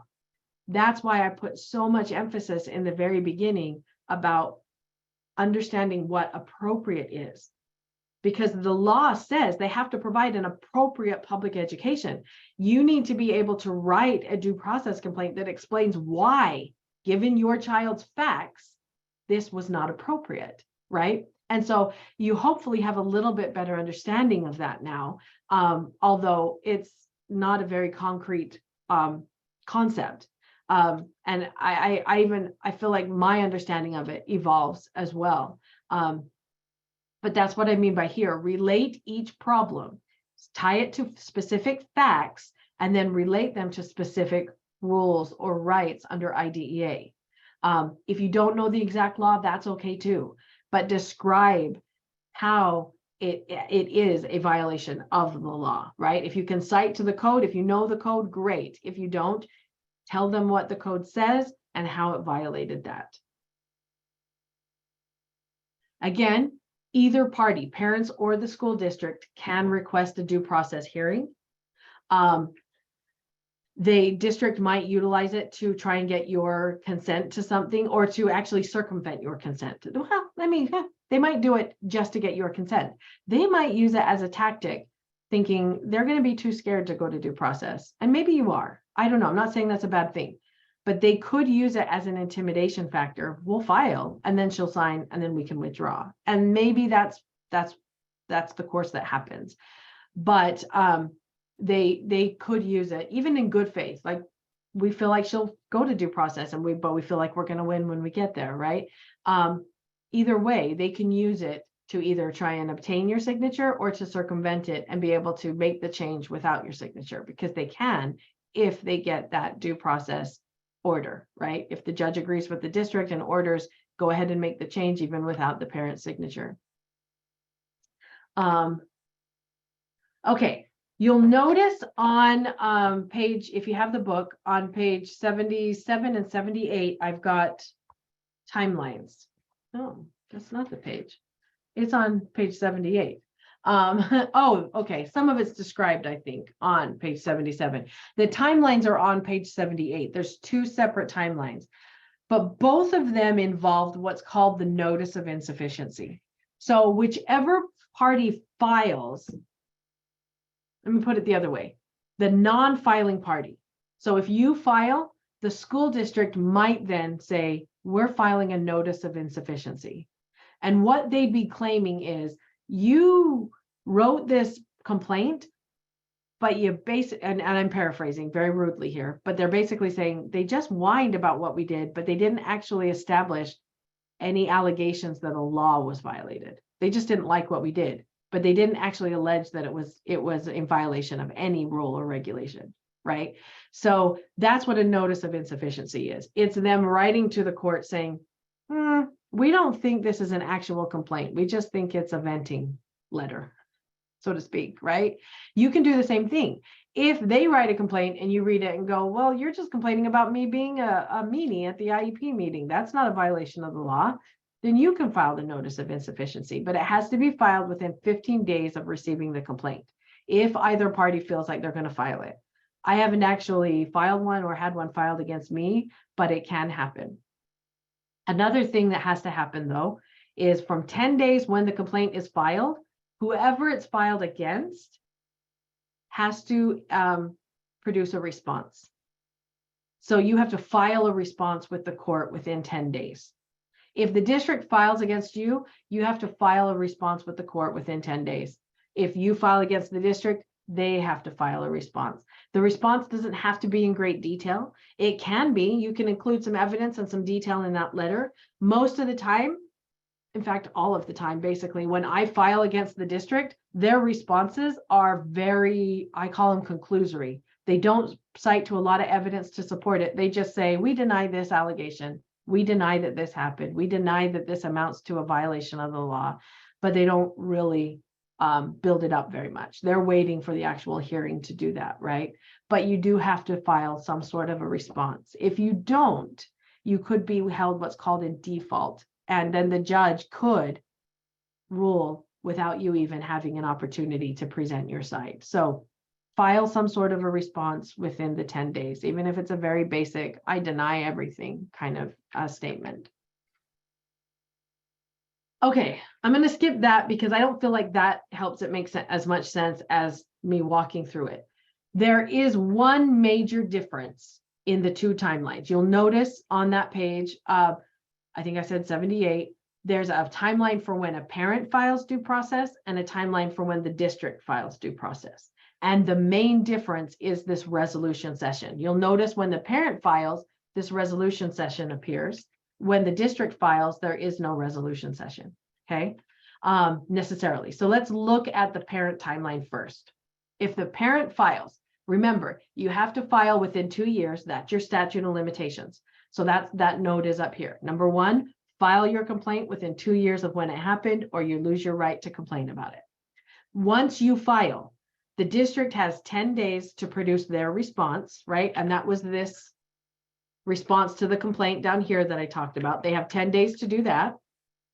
And they also have 15 days if they were going to file some sort of notice of insufficiency. So that might come a few days later. Usually if they're going to file a notice of insufficiency, I would presume it would be filed at the same time as the complaint, but statutorily they have a few extra days.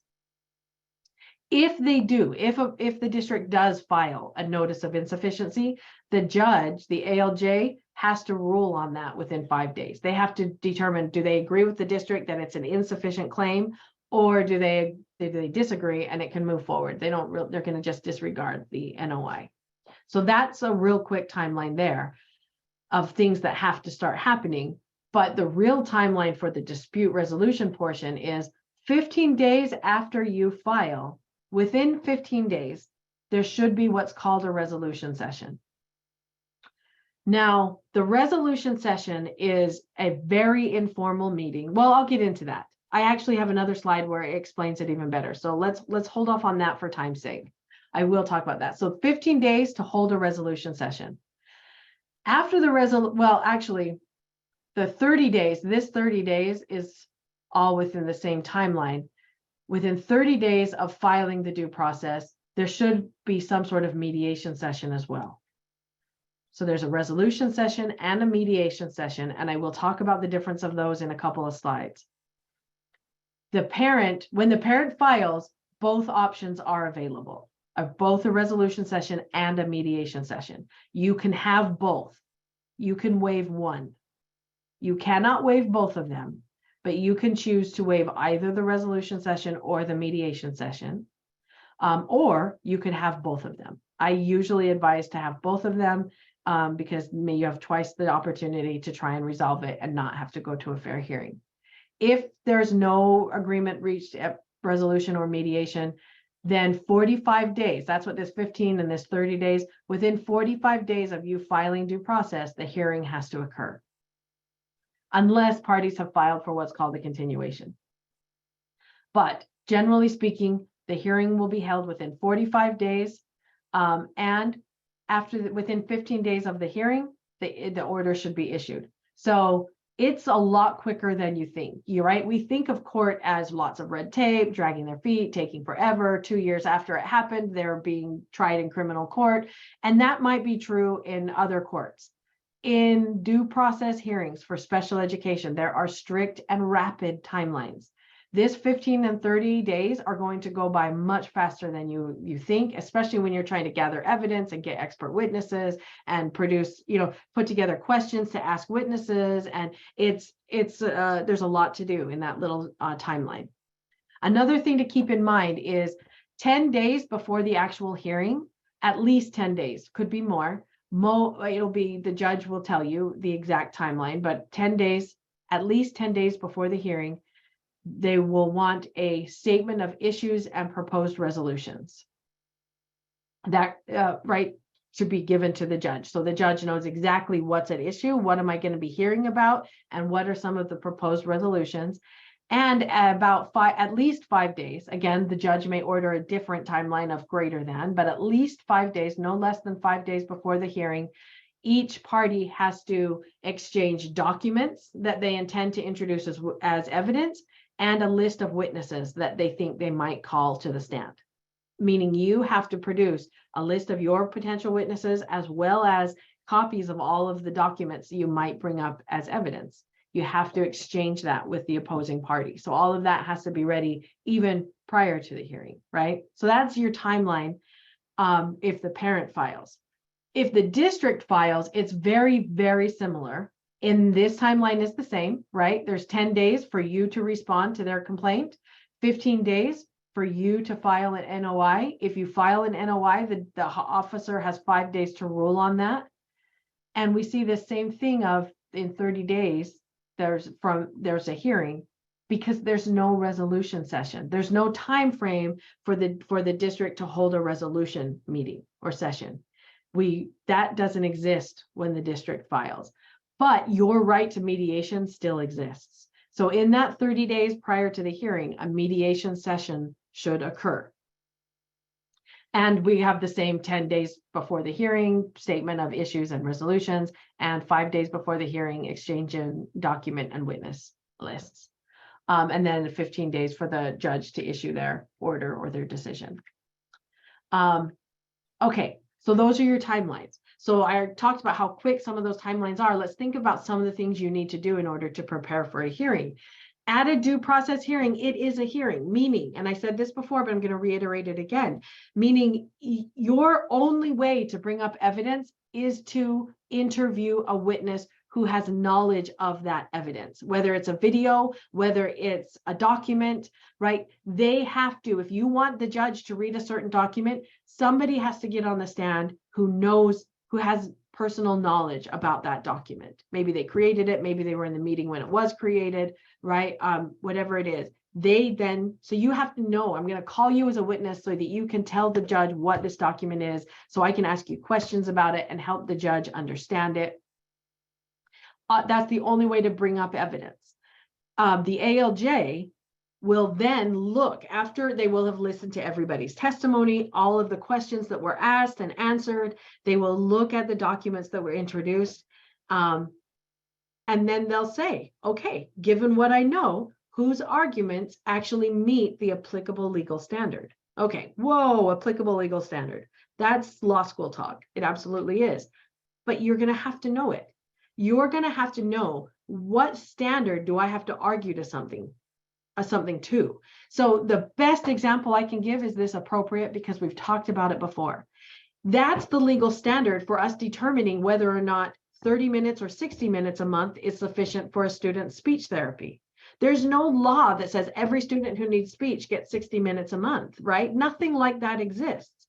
So we have to go in, and the legal standard we're arguing to is appropriate. It's appropriate for this student to get 60 minutes. And obviously the district's going to say, no, appropriate stops at 30. Could we do more? Yes. Do we have to legally? No. We don't have to provide the best. We only have to provide what's appropriate. And they're going to be arguing that 30 minutes is appropriate. So you need to be prepared to ask the types of questions of your potential witnesses that will demonstrate 30 minutes is insufficient to meet the appropriate threshold, but 60 minutes does, right? That's what you have to put up. And it's a little bit more difficult. There's more layers to it than a compliance complaint. But you know a lot more than you did in January. You know a lot more about how to formulate this reasoning. So don't be overly intimidated by this. You could very well represent your child at due process if you have to. If you can't afford or find an attorney, you could do it. And I say that from experience. Probably more information than you need to know about me. Prior to law school, I was a stay-at-home mom for about 10 years. And prior to that, before my son was born, I ran a skate park. Okay. I didn't know anything about the law. But when he was in kindergarten, so a good 10 years before I started law school, I had to represent him. We got filed against by the school district, and I had to go and represent him at a fair hearing.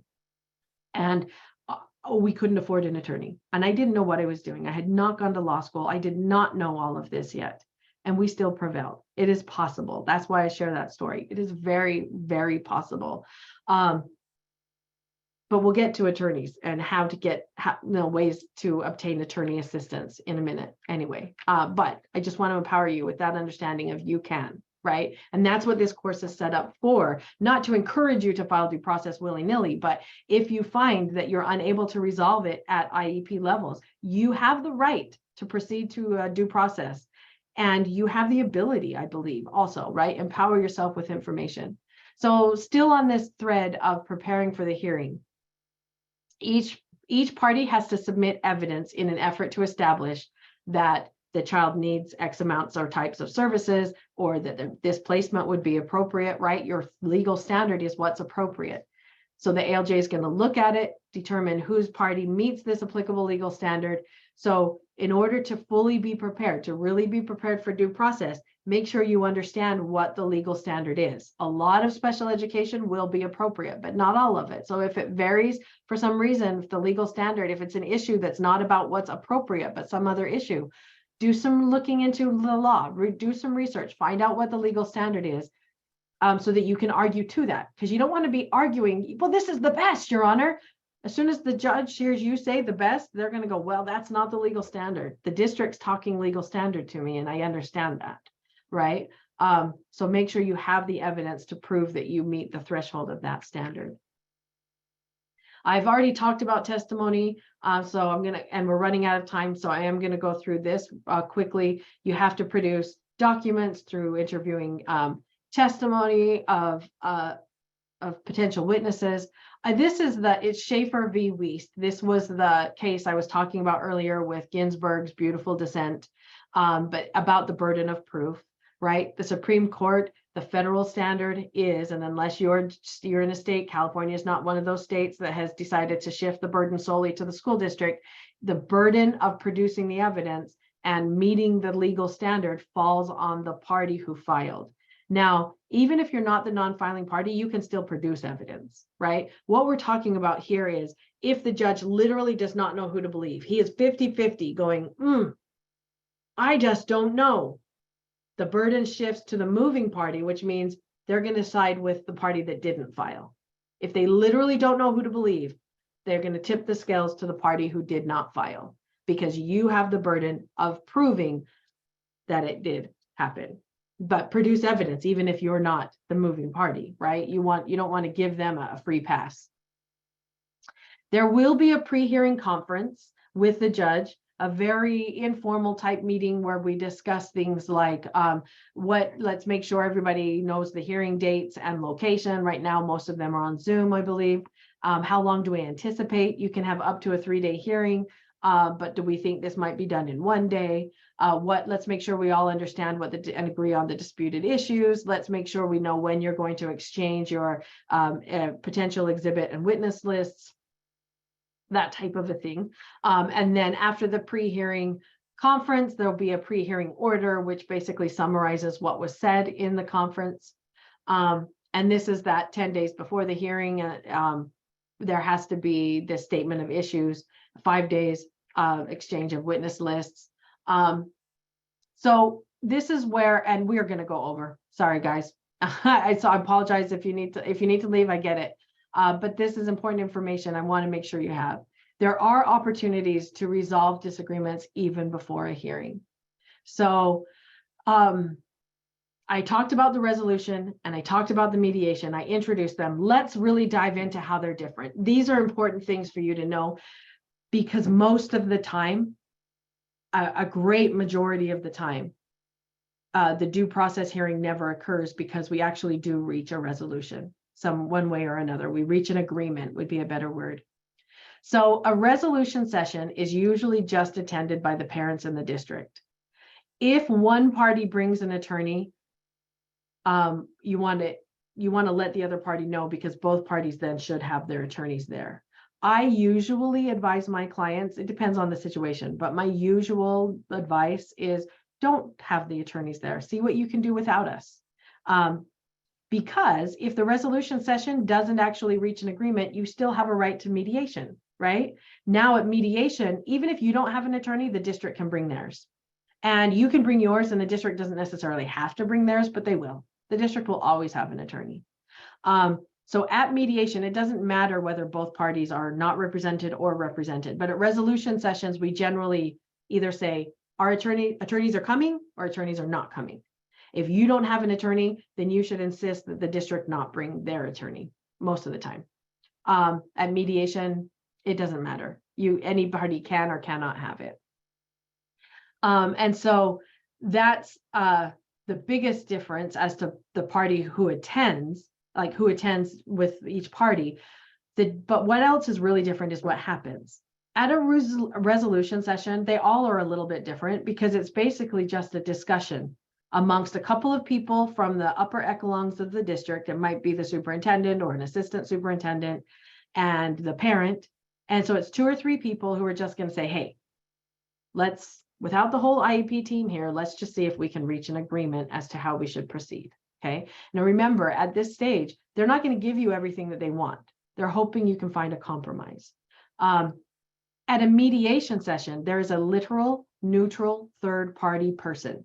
Usually, if it's a formal mediation session through OAH, it's usually another ALJ, not the one who's going to hear your order, or your matter, but a different ALJ. But it doesn't have to be an ALJ. It can be other parties, but it's a neutral third party who's trained in mediation to conduct it. And what usually happens is everybody comes together, even if it's on Zoom. It could be in Zoom, it could be in person. Everybody comes together for this has been my experience, comes together for the first maybe 10 minutes, brief introductions, make sure we're all on the same page as to what the issues are.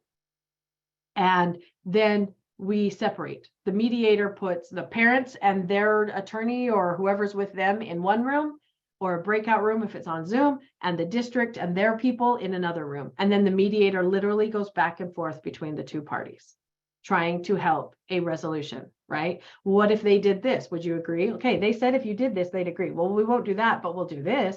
Okay, they agreed to this. Will that appease you, right? The mediator goes back and forth, attempting to create a resolution that both parties can live with.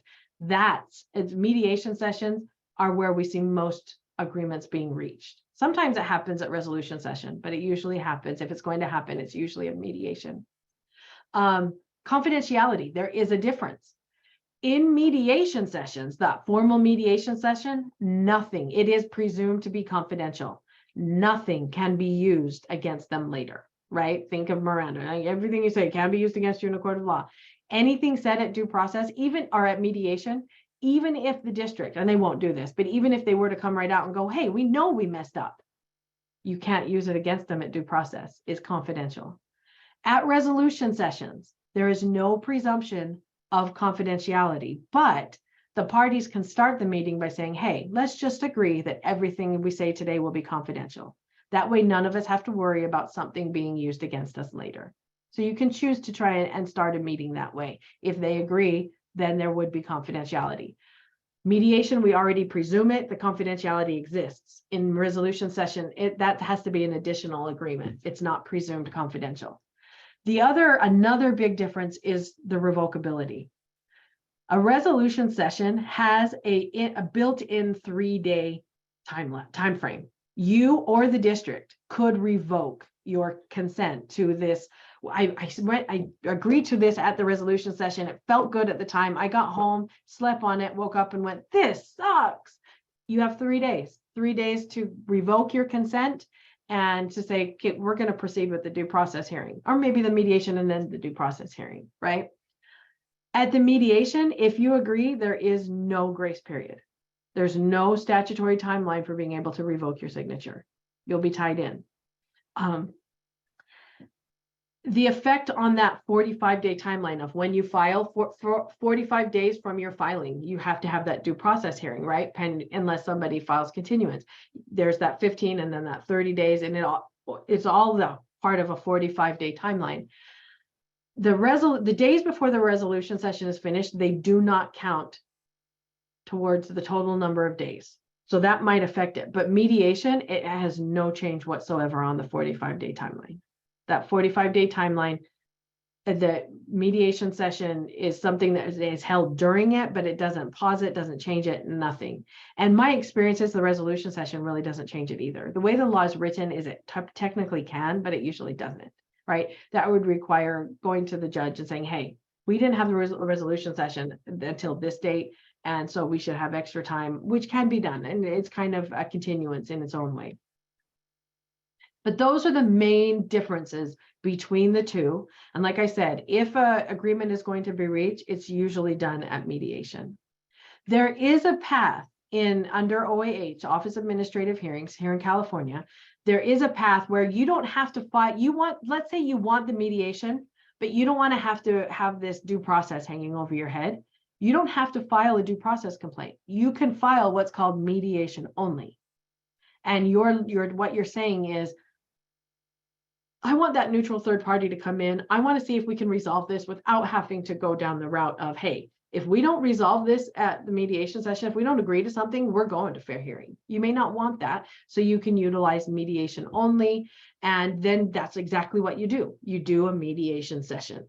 And it would be conducted just like any other mediation session would be.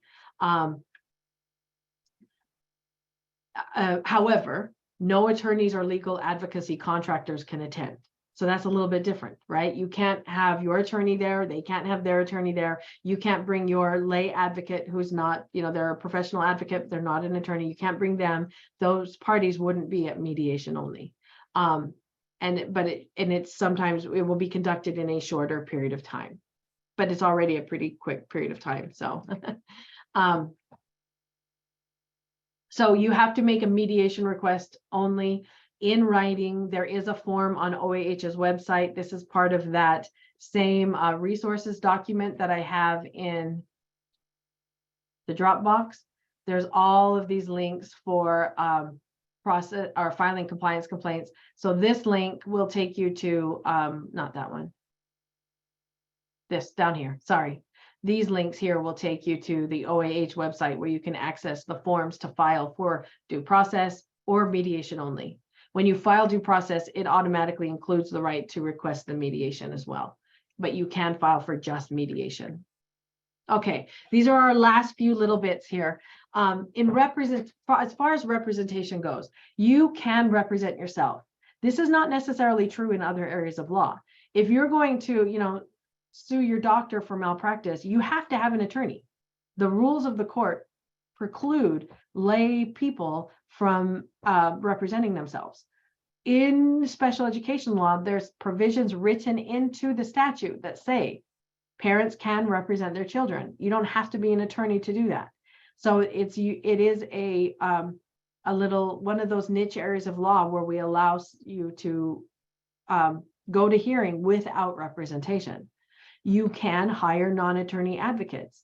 You might need to check your state's laws and regulations about whether or not they can represent you at the hearing, but you can have them there to train you, to advise you, right? But they may not be able to be your voice. It depends on the rules and regulations of your state's hearings.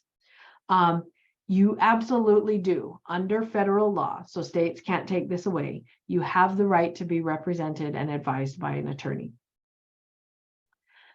However, if you are going to be represented by attorney, you do have to notify the other party, so the school district, at least 10 days prior to the hearing. So they have a right to know that you're going to be represented. You can't just show up at the hearing and go, ha, ace in the sleeve, I got this attorney, right? They have to know. You can't, that'd be unfair surprise. But paying for an attorney, it's expensive. I totally get it. I couldn't afford it when I needed one. If you end up being successful, if you hire an attorney and they are successful in getting the court to rule in your favor, if you are what we call the prevailing party, even if you don't prevail on every issue, you might still be able to do this. You can get the court to order the school district to pay for your attorney because you won. You won, which means you shouldn't have had to do all this in the first place. So they have to pay for your attorney.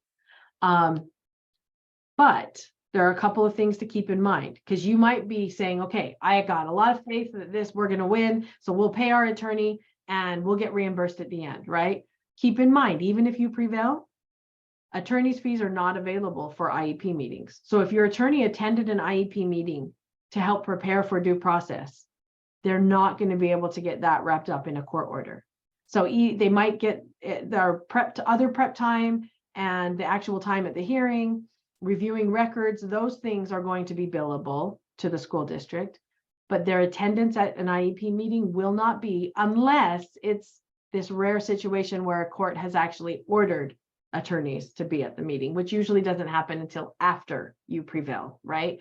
Part of their court order is their decision is develop a appropriate IEP with the assistance of counsel at the IEP meeting. Now that one the district has to pay for, but not the ones they attended before the hearing.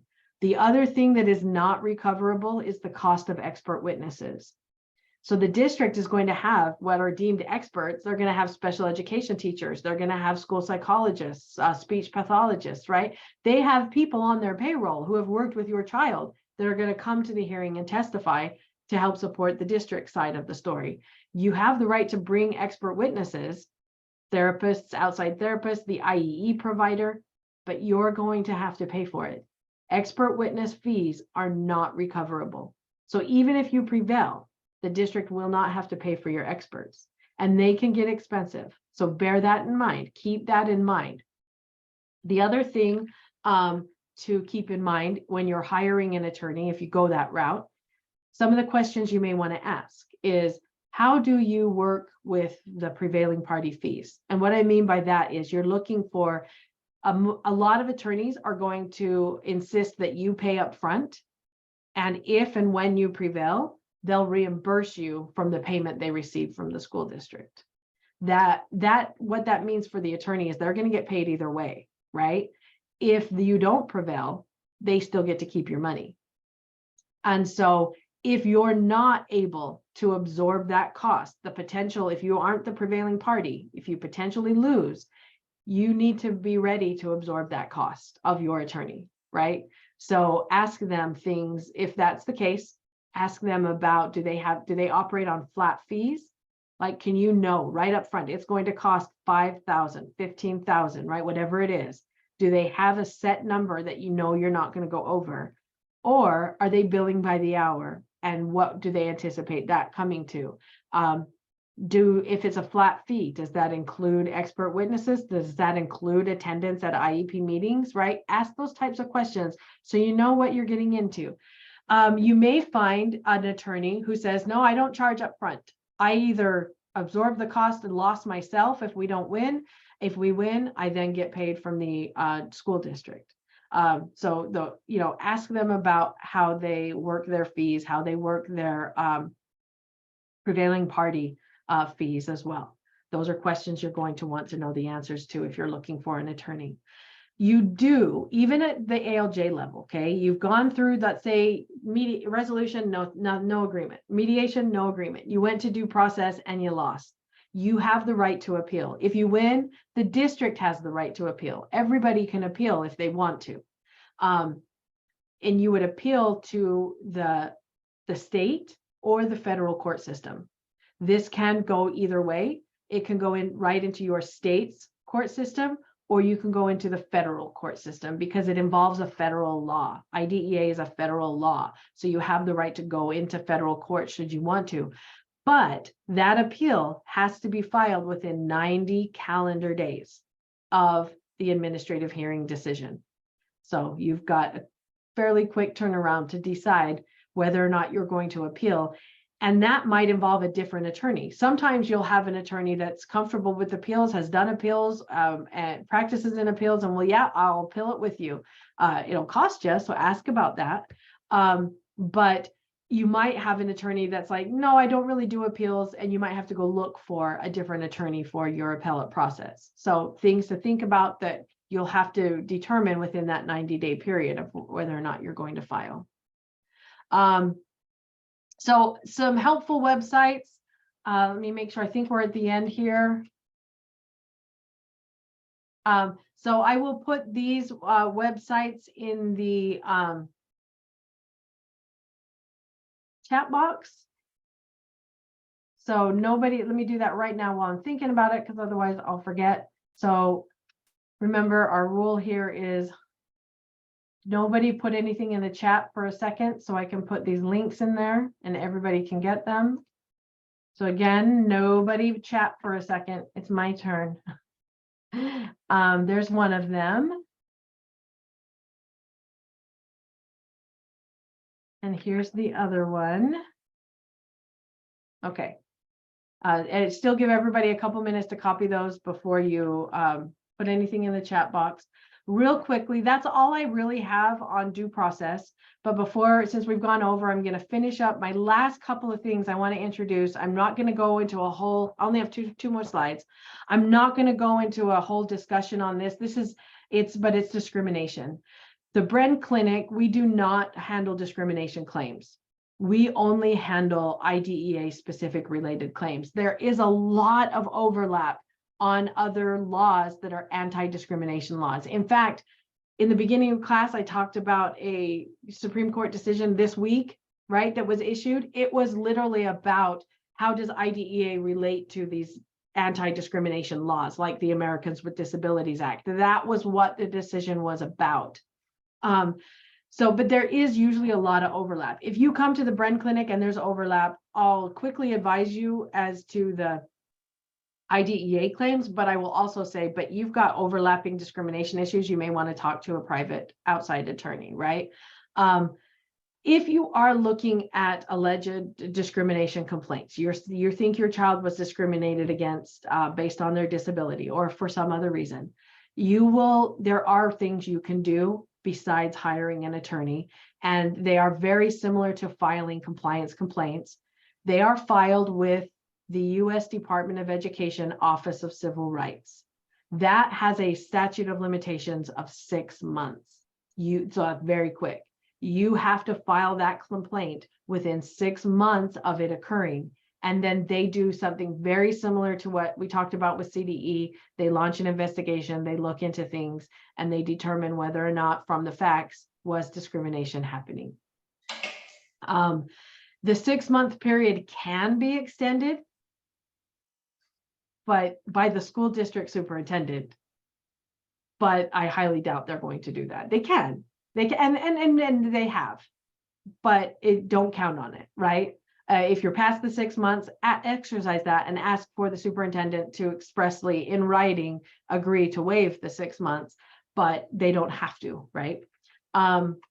Another thing to keep in mind is there is the state here in California, we've got the State Office of Equal Opportunity. So that's somebody else that you could reach out to for potential discrimination complaints. And there is the Office of Civil Rights, which is the federal office. So reach out to them as well. These would be entities established to help individuals fight discrimination claims, right? Bren does not do that. We don't have the resources to dive into that level of law. And so our services are strictly IDEA related. But discrimination complaints and IDEA complaints often overlap. I encourage you to find that decision by the Supreme Court. It's only 10 pages long. It's not super long. It was a unanimous decision, so there's no dissent or anything. But it helps you to understand what I'm talking about, this overlay.